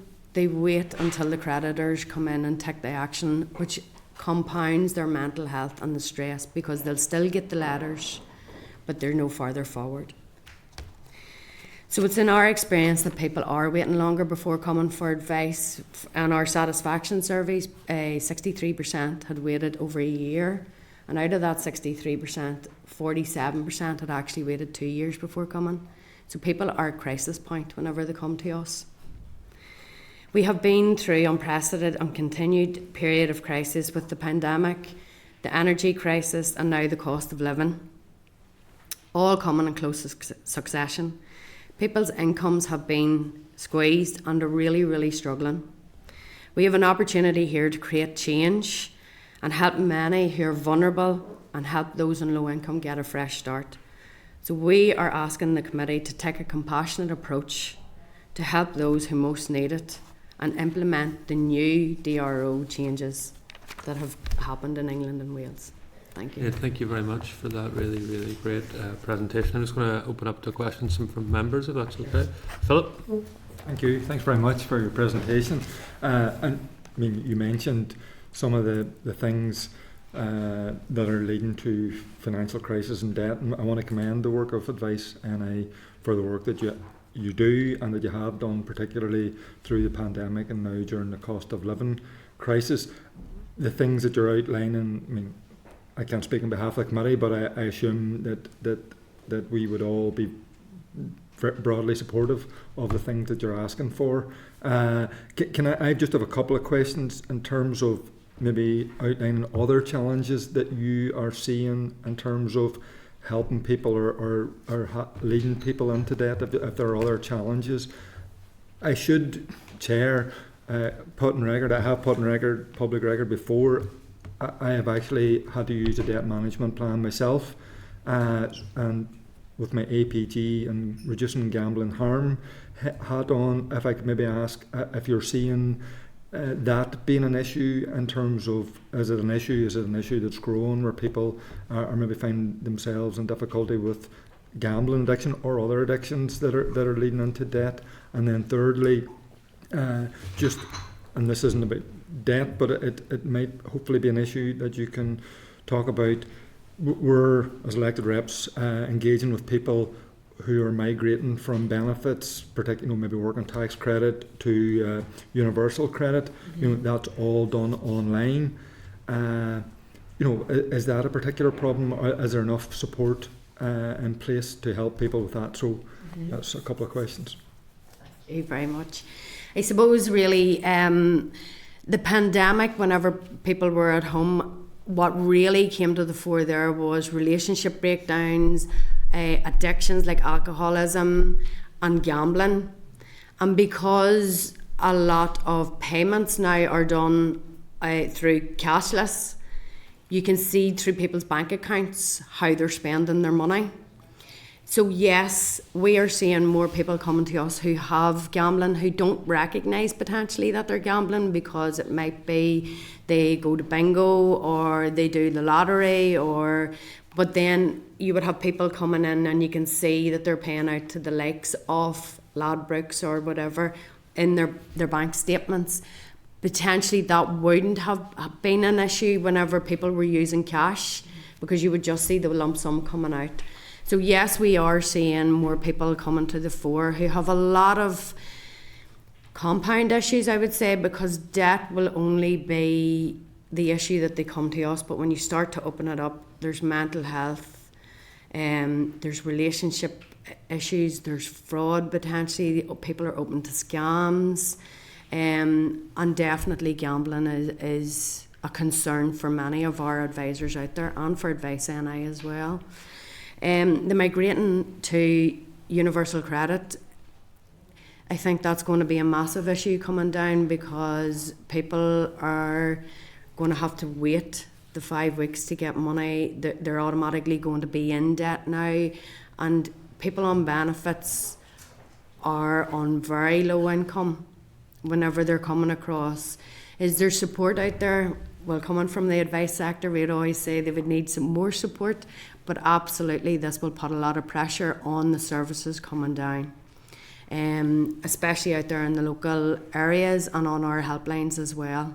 So yes, we see this would be a big issue. We do have a lot of debt or benefit debt on the debt side on our books. That has been increasing slowly, and we would say probably within the next year we will see an increase in universal credit debt, yeah. David? I was going to say something else. Sorry, apologies. No, fine. Something else I would add to that. I believe that the creditors, there's less forbearance. They definitely are being more strict. Yes. They're instructing debt collection agents to act quicker. Okay, we've no bailiffs in Northern Ireland, but I think that that's also maybe scaring, pushing clients to looking for guidance. Yes, no. And I suppose just to add to that again, over COVID, we had the FCA step in and put in a lot of different measures in for lenders and that. So the lenders took a very lenient approach to chasing debt. And what we are seeing on the ground now is that people are coming in with more debt because it probably hasn't been addressed earlier on. But as Linda says now, that's starting to change. And something else in relation to the gambling, sadly, that if you were entering into bankruptcy, that would be recognised as rash and hazardous spending. So it's frowned upon. Yeah. It's not said that they can't go forward, but it means that they may have to wait a period, show that they have probably stopped gambling and started to try and address that. And if it's an addiction, that's a very difficult thing to do. 100%. So it does need additional. It's social work. No, it's doing exactly. all the other additional support. David. Thank you, and thank you for all the work that Vice and I do. Our offices, I think I speak for myself, but I think I speak for all of us. We're indebted with to have that service that we can pass constituents that come to us. So thank you. I suppose how we treat the most vulnerable is key to this place. How we treat the most vulnerable in society and help is what should be absolutely fundamental, and I have no problem whatsoever supporting that you're asked to align with the England Wales totally. But is there anything we can be doing to raise awareness within the community? You're saying about the numbers, I've read the numbers down. Is there anything we can do as a part of that awareness, or is that just solely the figures, or is there anything we can do here to help raise that, to give relief to people? Absolutely. If we increase the figures, hopefully in line with England and Wales, I would call upon you to help us to get people through the doors because every area in Northern Ireland has an intermediary. We are continuously working with our advisors to be able to advise people and get people through the DROs very quickly. If the fee goes, that will happen even quicker because you don't have to wait until somebody saves that money up or even goes and pays for it. So it'll be automatic. So yes, I would call upon you to promote very heavily. The advice sectors here, and this is what we can do. We have a portal to get people straight onto the debt advisors into the system very quickly. They'll be called back within a day. Also the fact, debt is getting more and more and more. It's increasing all the time. We would also say potentially that we would need more resources on the ground to support the advisors in each of the council areas and the helpline, because no matter where you come into the debt service across Northern Ireland, the advisors can give the same advice and can support people in how they need to be supported. So yes, promotion, it definitely would be, if we get these higher figures, I definitely think we could open the doors a lot more. Yeah, and then just finally, as I was reading through, I just made a note. This was one of the things we see in our offices, and we do quite a lot with the food bank in Lisburn, and with the school uniform bank, the bank that we have, and those kind of, but particularly the food bank, that have that wraparound service in Lisburn, and the social supermarket, and putting people on, and that £90, whenever you start looking, £90 is a fortune to a lot of people. So, but it's the impact then on the kids. It's the child, and as you were saying there, you talked about the person in debt. But it's if we can remove that, what impact would that? I know it's a broad question, but it's the children I was thinking about. I was writing notes, I was reading through. It's the children, the impact and what that does to give the next generation a chance to move on as well. If the psychology of debt, I know that Grant Thornton done a lot of that way back in the day, but it just doesn't affect the person. It affects every social contact they have, and that will be their children, it'll be their partner, because a lot of people too, whenever they come into us, they don't discuss this with their partner a lot of the times as well, which is a difficult step, because the advisors will then have to support them to have those conversations and try to have it. And in Northern Ireland, people are so private. You will regularly get phone calls. Why are you phoning my husband? Yeah, but there was research done a few years ago that people here in Northern Ireland will talk about suicide quicker than they'll talk about their debt, which is not what we want. We want to promote and say, there's a stigma with it. Absolutely, and it seems to be in Northern Ireland particularly that it's a real barrier for people coming forth and actually discussing it and opening it and talking about it. But giving people that fresh start means that they can improve their health, they can improve their mental health, they can actually socialise again, even for their children to participate in activities that maybe they couldn't afford beforehand. Their diet will improve, so it's not just here and now we're dealing with the debt. As the advisors would often say, they feel like counsellors, they feel like, because they'll work with somebody for a long period of time to make sure that they're getting the right solution for them. We're very resilient, I think, in Northern Ireland. We don't want to admit that it's as bad as it is. They'll maybe tell you part of the story, and in the next interview you'll hear the next part, and then you will have the additional, it's more complex debt. 100%. You will have there may be drugs, there may be illegal lendings, the big thing at the moment, but you really have to, I don't want to say interrogate, but you do have to drill down to get the information from the client. That's probably a similar experience that most of us have whenever we meet with constituents. I would imagine, 100%. Sinead? Okay, and thank you again for the work that you do. It's so vital, and I suppose it's a failure on all of us in government and in the Assembly that we haven't got an anti-poverty strategy, because there's fundamental things that thread through all of what you're talking about today, and has a real impact. And I see from your papers as well that 60% of those that come to your office or in the DROs are women, are female, and they have got dependents, which is our children. And it's just it spirals out of control very, very quickly.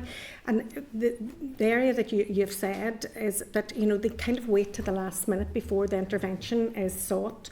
How do you think that the advice centres can be supported in order to ensure that there's an early intervention is required? Because credit is very easy. When you look at any, I was shopping online last night, and everybody's offering you free credit.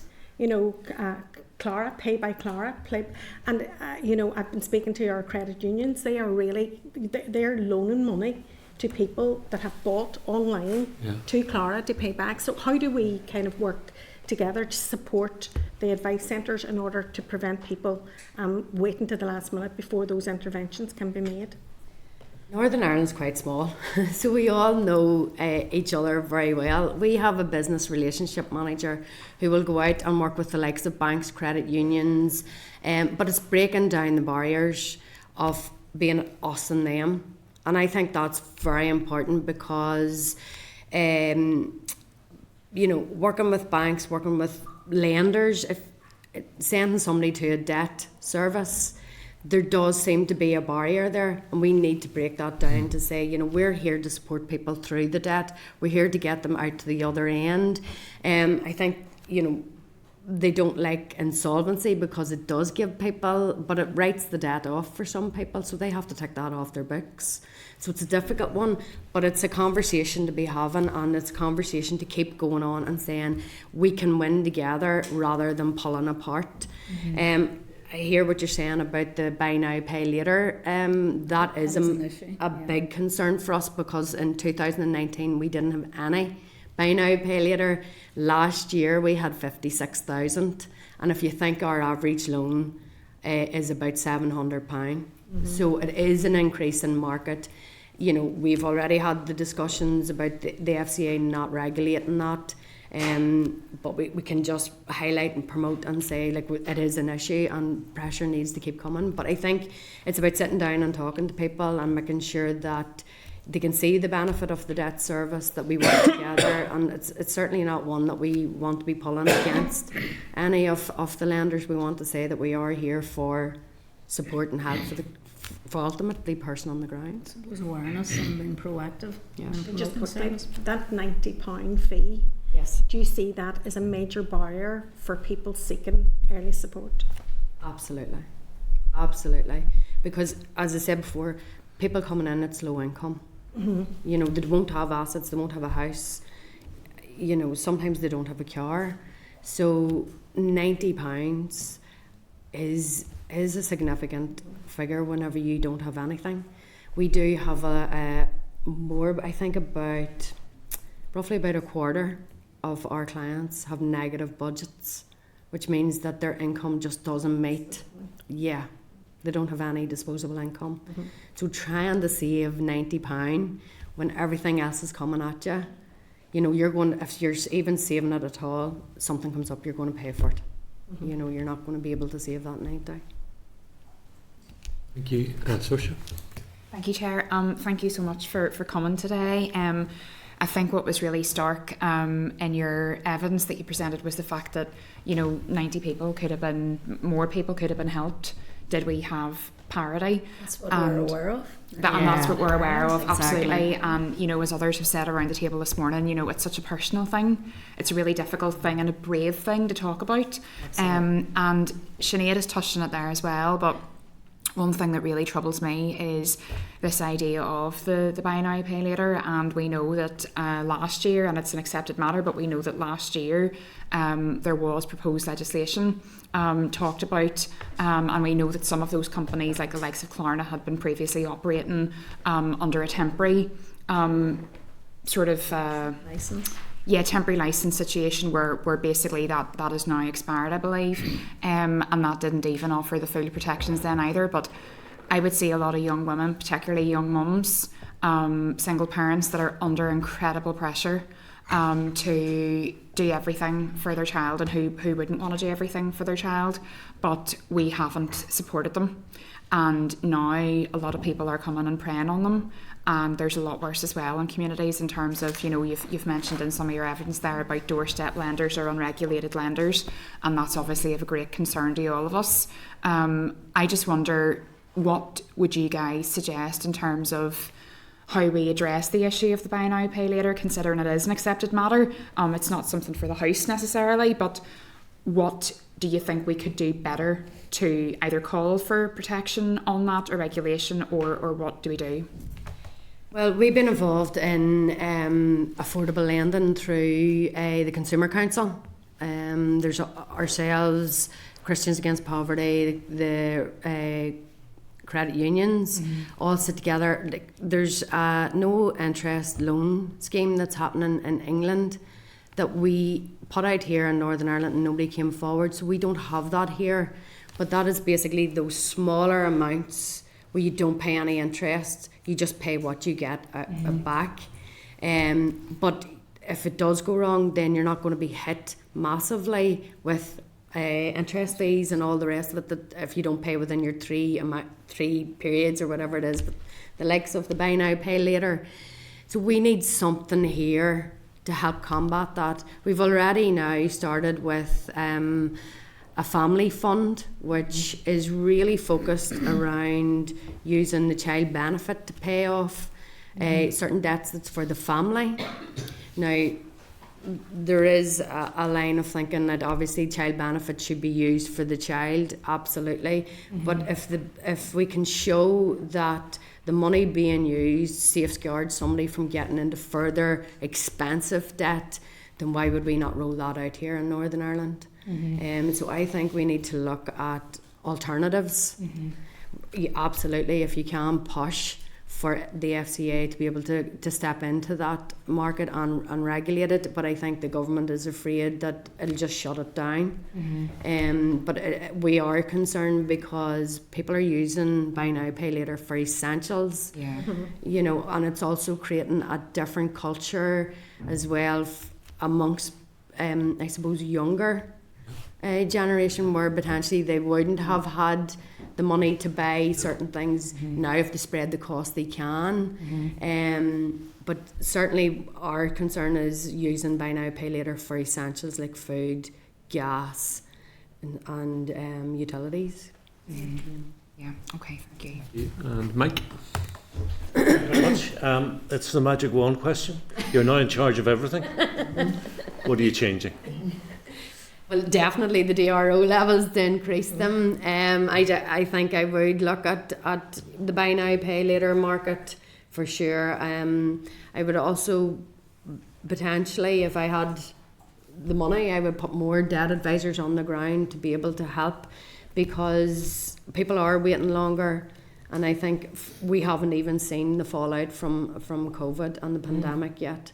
There's no doubt about it. I don't think we have seen the levels, because if people are waiting 2 years to come in to see for debt advice, then we're going to see this coming in the next couple of years. So, what do you mean people are waiting 2 years? So from they're not coming forward for 2 years, so rather than they're in a queue. Well, if somebody get into debt, maybe miss 1 or 2, 3 payments, and then coming in.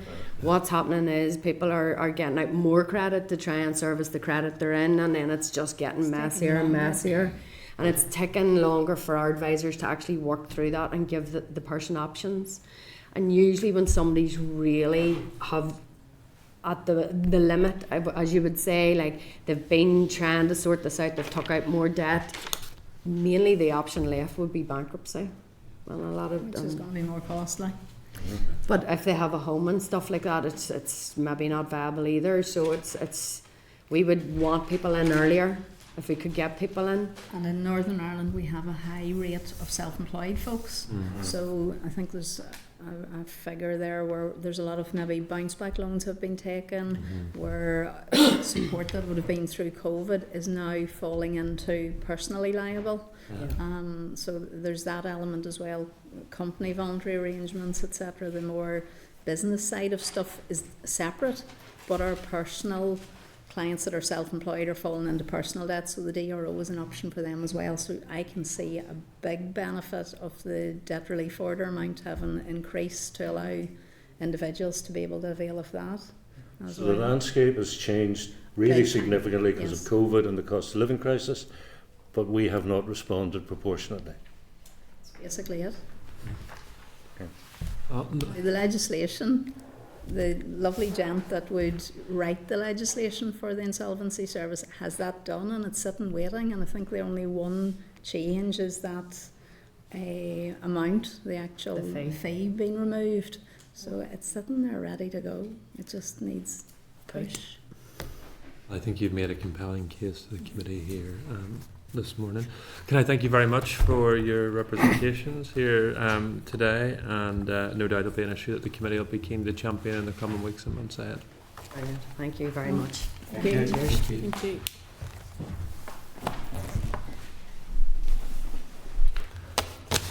Okay, Clerk, you happy to, if any? So, members, the committee will receive a briefing from the department, I think at the start of May, on the debt relief order. But that was about the 2022 changes, consultation that they did I think back in 2021. So look, the committee can wait for that and make up its mind then, or you could write now and give an indication to the department of where you are. So, Chair.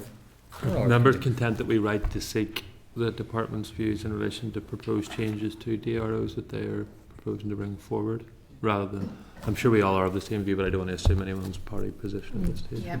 That's fair enough. Also content just to ask about if they have information on bounce back loans turning into personal liability, which was mentioned there. Which I hadn't heard Yep. before. Okay, that's all agreed. Okay, I know these need to head on, so no problem at all. Delegated legislation then, members, item number 8. Advise members that the department has made the statutory rule SR 2024-86, the Employment Rights Increase of Limits Order Northern Ireland 2024. The rule adjusts limits on statutory awards and payments under employment rights legislation each year on the 6th of April and is in line with changes in RPI. The affected figures are the limits on various statutory awards and payments provided for under employment rights legislation. The committee considered the related proposal at its meeting on the 13th of March 2024 and had no concern. The proposed rule is subject to a laying requirement but not to any form of resolution by the Assembly and came into effect on the 6th of April 2024. Are members content though to note that? Yeah. Thank you. Item 9 then, members, is delegated legislation period products. Advise members that the department has laid the draft SR 2024-0000, the period products, the Department for the Economy Specified Public Service Body Regulation, Northern Ireland 2023.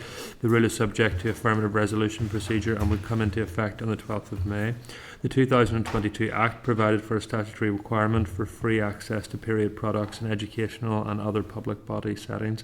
The rule specifies which premises are to provide these products and when these premises are considered to be in use.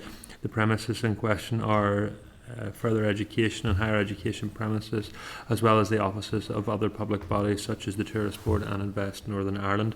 An identical version of the draft rule was considered and approved by this committee on the 14th of February, but for technical reasons the draft rule has had to be resubmitted marked 2024 rather than 2023. The department advises there are no other changes.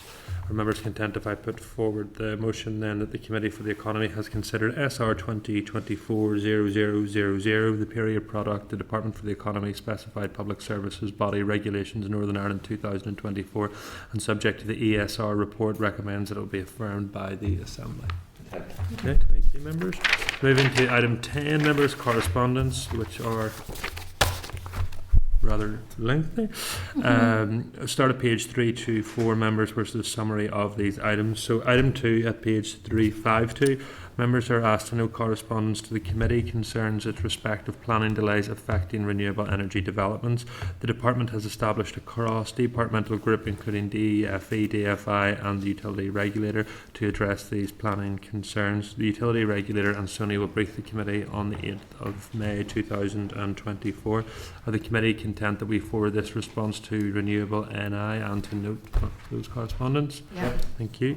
Item 3, members, at page 354, members are asked to note correspondence to the committee concerning its respect of the planning process fees and delays for renewable energy infrastructure. The infrastructure minister refers to the finalisation of the new renewable and low carbon SPS and cooperation with the Planning Appeals Commission, which is sponsored by the Department for Justice. Is the committee content to forward this response to the Infrastructure and Justice Committees and Renewable NI and to note? Yeah. Great, thank you.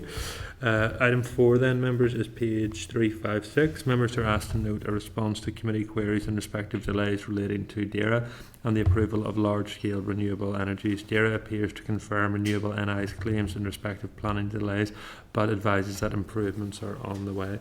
Are we happy to note those correspondence and forward them to Renewable NI? Yeah. Thank you, members. At item 5 is page 5367. Members are asked to note a response to the committee queries in respect of timings for energy legislation. The Department appears to be advising that, subject to executive approval, it may be offer a revised and then close the non-domestic RHI scheme. The Department also advises in respect of the timings of the legislation for the Utility Regulator Bill, the Offshore Renewable Energy Bill and the Renewable Energy Support Scheme Bill. The Department also advises in respect of incentive policies for energy efficiency for business, renewable electricity support scheme and a low carbon support scheme consultation and a net zero accelerator debt and equity fund. Outcome-based accountabilities is the committee. Outline business case. Outline business case. Sorry. Sorry. Yeah, So OBC, we say, yeah, sorry. of course. Is the committee content to note these reports? Yes. Just one Yes. point, it was more of a party political point, Chair. When it comes to the RHI closure, I don't think every party will support accelerated passage. No problem at all. You content to note the correspondence otherwise? Yeah. Yep. Thank you.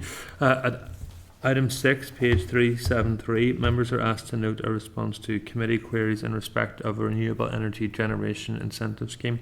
The Department has also provided sight of the post-project evaluation of the narrow scheme and some information on risk assessment aspects of renewable energy. The Department has not provided sight of the final version of the Offshore Renewable Energy Action Plan, as this has not been agreed by the Executive.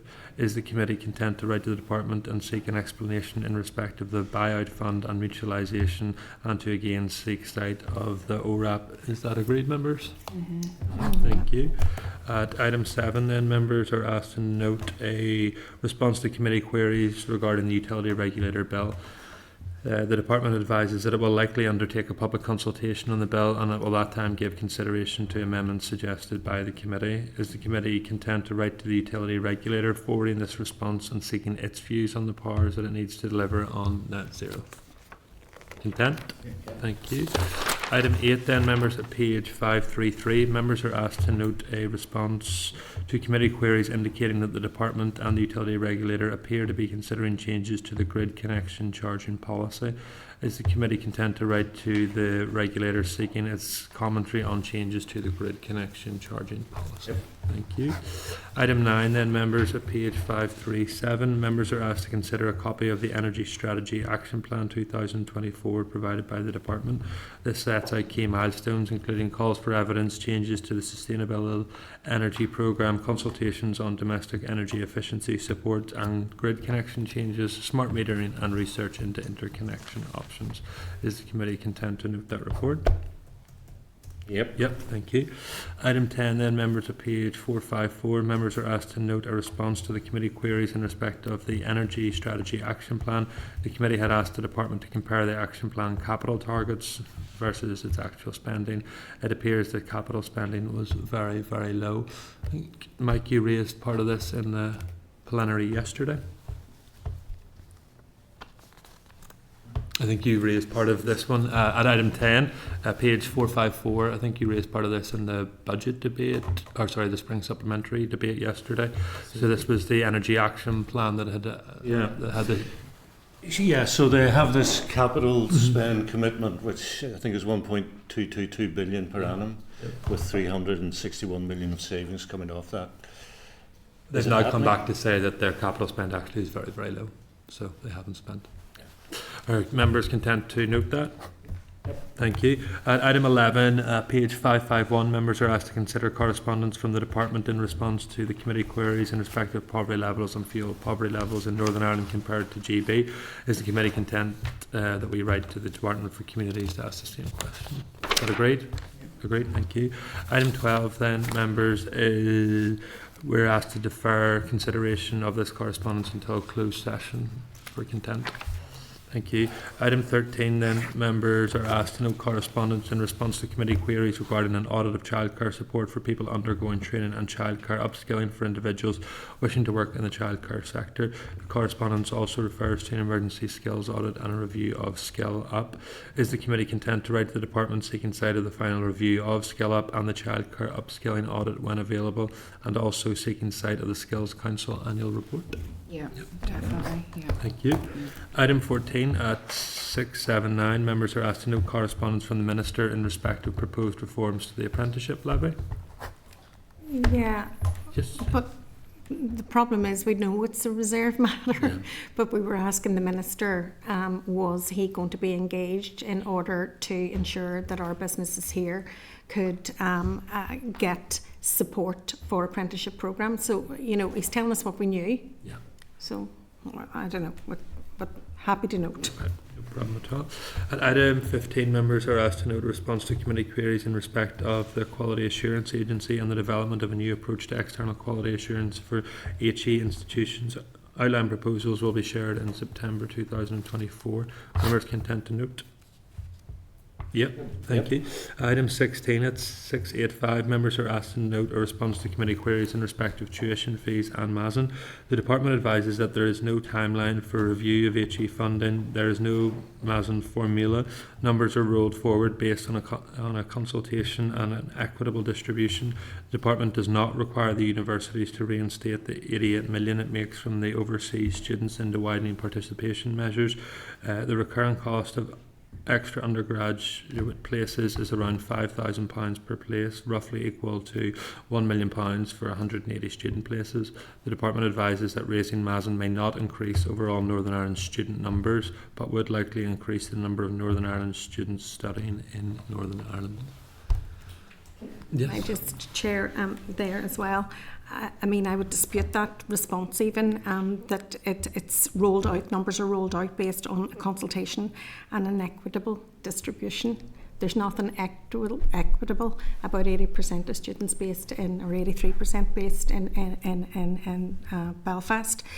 And it's really disappointing to hear that there is no timeline for a review of higher education funding. Everything that we talk about here is about growing our skills, growing our people, and this is fundamental to it, and it should be a priority within the department. Absolutely. Can I come in and share it totally? It made the point really, it was a really, non-answer. Really well. Are we not causing more problems further on if we don't have a review of the funding now? It's a not an answer, and it's not good enough really from the department. Is it part of the forward work programme to take evidence in this? So there is no reviews, is what they're saying. So, so there had been, as you know, a consultation was called for by the Secretary of State for Northern Ireland, never actually run. They sent us the papers, and that's where all these questions have come from. But we're going to be talking about FE next week, and maybe that may trigger members then to ask similar questions about HE after that. Chair, again, the Minister came to our last meeting before recess, and there was 3 questions put to him by members of the committee in relation to McGee, and that was on Wednesday. I have and that on at the Thursday. On Thursday, then he came and and it made an announcement about a task force. It would be polite, just to actually have told the committee what his intentions was, but you know there needs to be transparency and true. You know, we're the committee. We have a role to play within government, and it's very legitimate for us to ask questions and get proper answers. And it was very, very disappointing to learn that and not to be informed as an MLA from the city. What was happening was just disrespectful.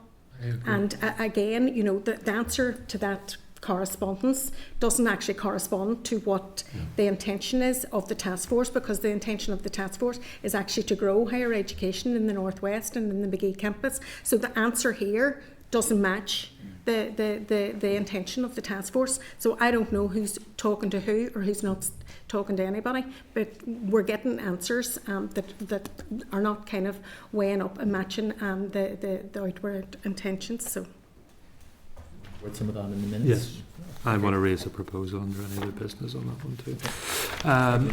Page 16 then, members are asked to note correspondence. Oh, sorry, we're happy to note those correspondence and we'll get into it.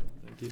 Item 17 and 18 at page 690, members are asked to note correspondence to committee indicating that sub-regional plans will be launched in autumn 2024 and the department will come to brief the committee in June on those. Can we note that, members?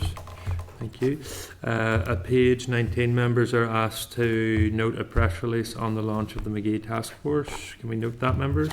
Thank you. Item 20 at page 700, members are asked to note a response to committee queries relating to the implementation of the Invest NI report findings. Information has been provided comparing selective financial assistance and support provided per job created in different council areas. Can we note those, members? Yep. Thank you. Item 21 at page 705, members are asked to note a response to the committee queries in respect of the return of investment by ALBs. The department appears to just have provided a series of links to the ALBs in relation to question and has not provided the requested comparisons. Is the committee content that we write again to the department and ask officials to answer the questions properly? Chair, I would like to make a couple of points. Yes, this please. was really Yeah. mine. If you look at the second paragraph, it says committee members will be aware that quantifiable rates of ROI are more applicable to private sector organisations, end quote. Since when was it the department's role to tell us what we think? Committee members will be aware. Well, I don't know about colleagues, but I am not aware. And one of the reasons I'm not aware is if you go to the Arts Council, they will tell you the return on investment of £1 in the arts generates several pounds for the economy. If you go to the Irish Football Association, they will talk about the social return on investment. When the Open Golf returns next year to Royal Portrush, executive members will tell us how much that investment will generate for the local economy. The Giro Italia, similarly, when it was here, executive ministers told us about the return on investment. So I think it is arrogant to say committee members will be aware, but it's also inaccurate to make that suggestion. Furthermore, it is now 8 weeks since the Clark rules asking for the return on investment results. In the meantime, the minister came here, flanked by his financial director and head of financial management. The latter volunteered that they were working on the ROI results for us. So they gave us every indication that they were going to deliver, rather than send us a note on the 26th anniversary of the Belfast Good Friday Agreement to say, work it out for yourselves. Is that what John Hume and David Trimble and the others had in mind? So what I suggest, Chairman, for your consideration, Section 29A2 of the Northern Ireland Act gives us the power to advise and assist ministers in the formulation of policy. And I suggest using return on investment is one tool, and I stress one tool, that the department should deploy in assessing the effectiveness of their arm's length bodies. Members content with that, and to write back to the department asking that we ask them to answer the questions properly? Yeah. Thank you very much. Thank you. At item 22, member 708, members are asked to note a response to committee queries in relation to the review of ALBs which began in the last mandate. The department has also provided a copy of the review report of the LRA. Are members content to note? Thank you. At page 23, members are response to committee query seeking sight of the Catesman Park business case. The department indicates that the outlined business case is subject to review at DFC, has altered the procurement route and is to adopt an outlay provision which is compliant with the UEFA technical requirements. Is the committee content to forward this to the Committee for Communities and for us to note? Is this 23? See when it says at the end it's 100 million GVA, that's gross value added. What is the value? So that's gross value added to the economy. So how does that defined? So that's goods and services, GVA. So that's not the value of what it's worth to the economy. So I'd like that figure, not the. Members content we write to seek that? Okay, thank you. Item 24, members are asked to note very limited correspondence from the department in respect of possible changes to the price marketing order in Northern Ireland. Presumably clarity will be provided when the executive agrees the legislative programme. Are members content to note? Yep. Thank you. Item 25, members are asked to note a response to the committee queries in respect of 40 million of changes in grant date in support of the spring supplementary estimates. Is the committee content that we have to write again to the department seeking a breakdown of the £40 million of grant aid spending as answer was not provided again? Thank you. Item 26, members, at page 808, members are asked to consider the department's annual report and accounts. The clerk has circulated a note to members summarising the key points. The CNAG noted that in respect of reforms following the RHI inquiry, progress in some areas had been disappointing. The CNAG intends to publish a further report in the autumn, noting what subsequent progress has been made. The CNAG also noted that in respect of the Presbyterian Mutual Society, as of the 31st of March 2023, the total amount owed to the department was £13 million, and this represented a significant loss of money.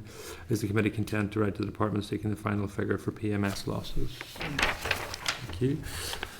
Item 27, members are asked to consider the Northern Ireland Regional College report and annual accounts. Is the committee content to note for now raising any related matters with the FE colleges next week? Yep. Thank you.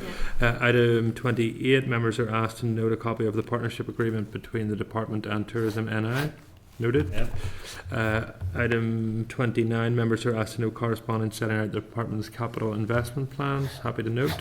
Yeah. Thank you. Item 30, 31 and 32 are page 1167. Members are asked to note correspondence in response to the committee queries in respect of Customs Duty Waiver Scheme, UK Internal Market Scheme and Business to Consumer Parcels. The Department has declined to provide any information in respect of the above, as the UK Government is the responsible body. Members content to note? Yes. Thank you.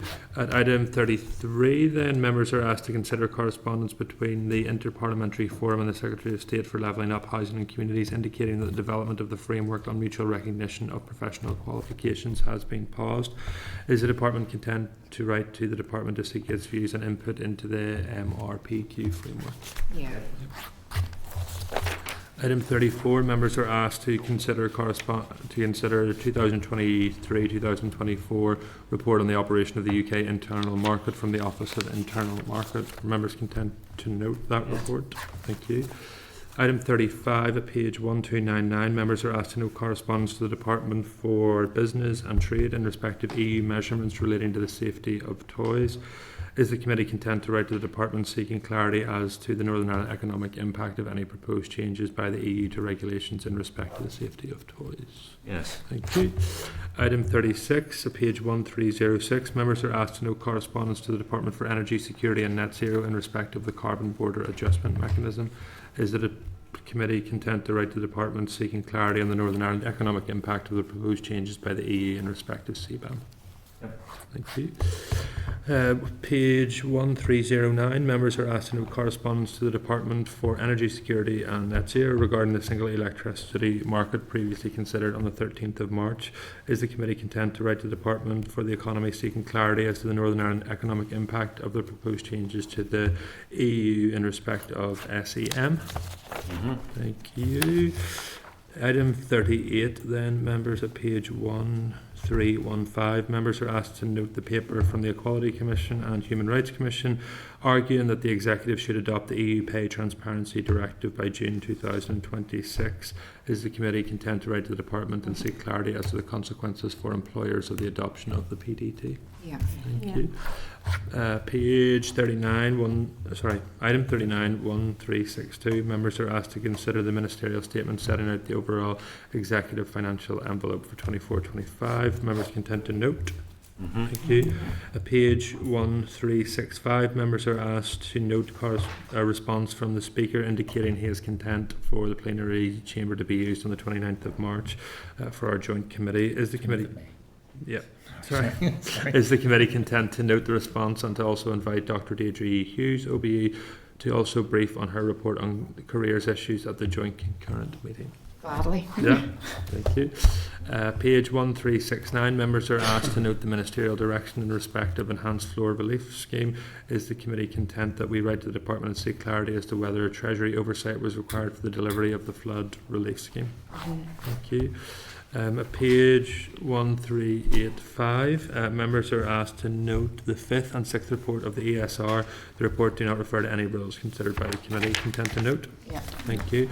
At item 43, members are asked to note the request from NICFA to brief the committee on the economic impact of the loss of EU funding. Is the committee content to invite NICFA to brief on the 24th of April? Yes. At page 44, members are asked to note correspondence from the NICMA for Childminding Association to brief on recruitment, retention and unregistered childminders. Is the committee content, or what is do we want to have a briefing with them, or do we want to maybe direct them towards the Committee for Education?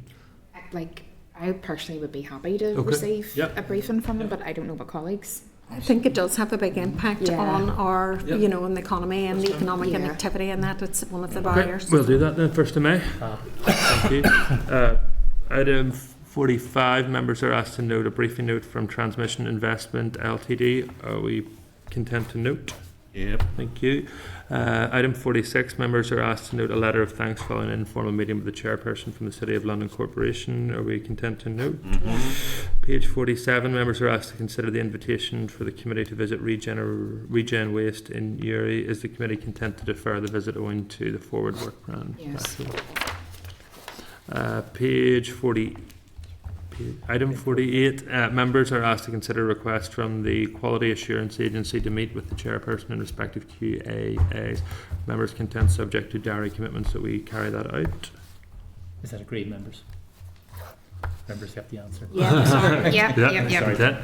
Item 49, page 1409, members are asked to consider the invitation from the Digital Regulation Cooperation Forum to meet with myself. Again, are members content that I do that subject to diary availabilities? Yeah. Thank you.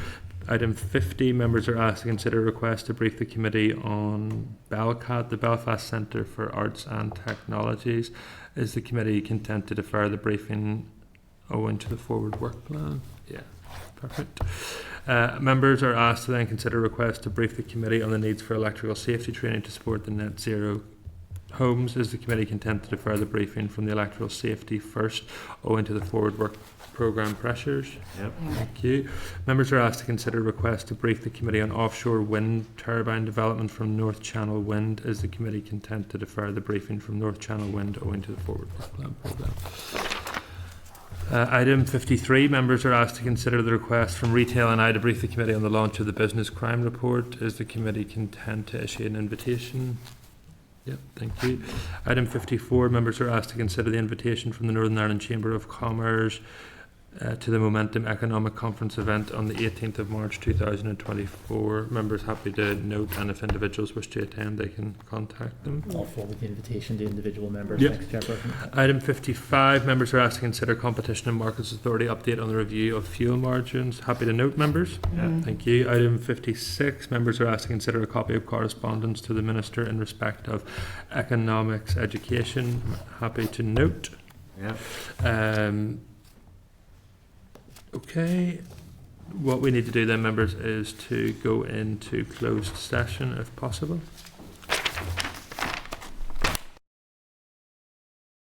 Committee Room 30.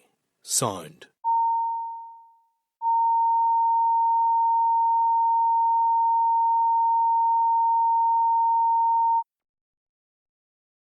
Committee Room 30. Sound.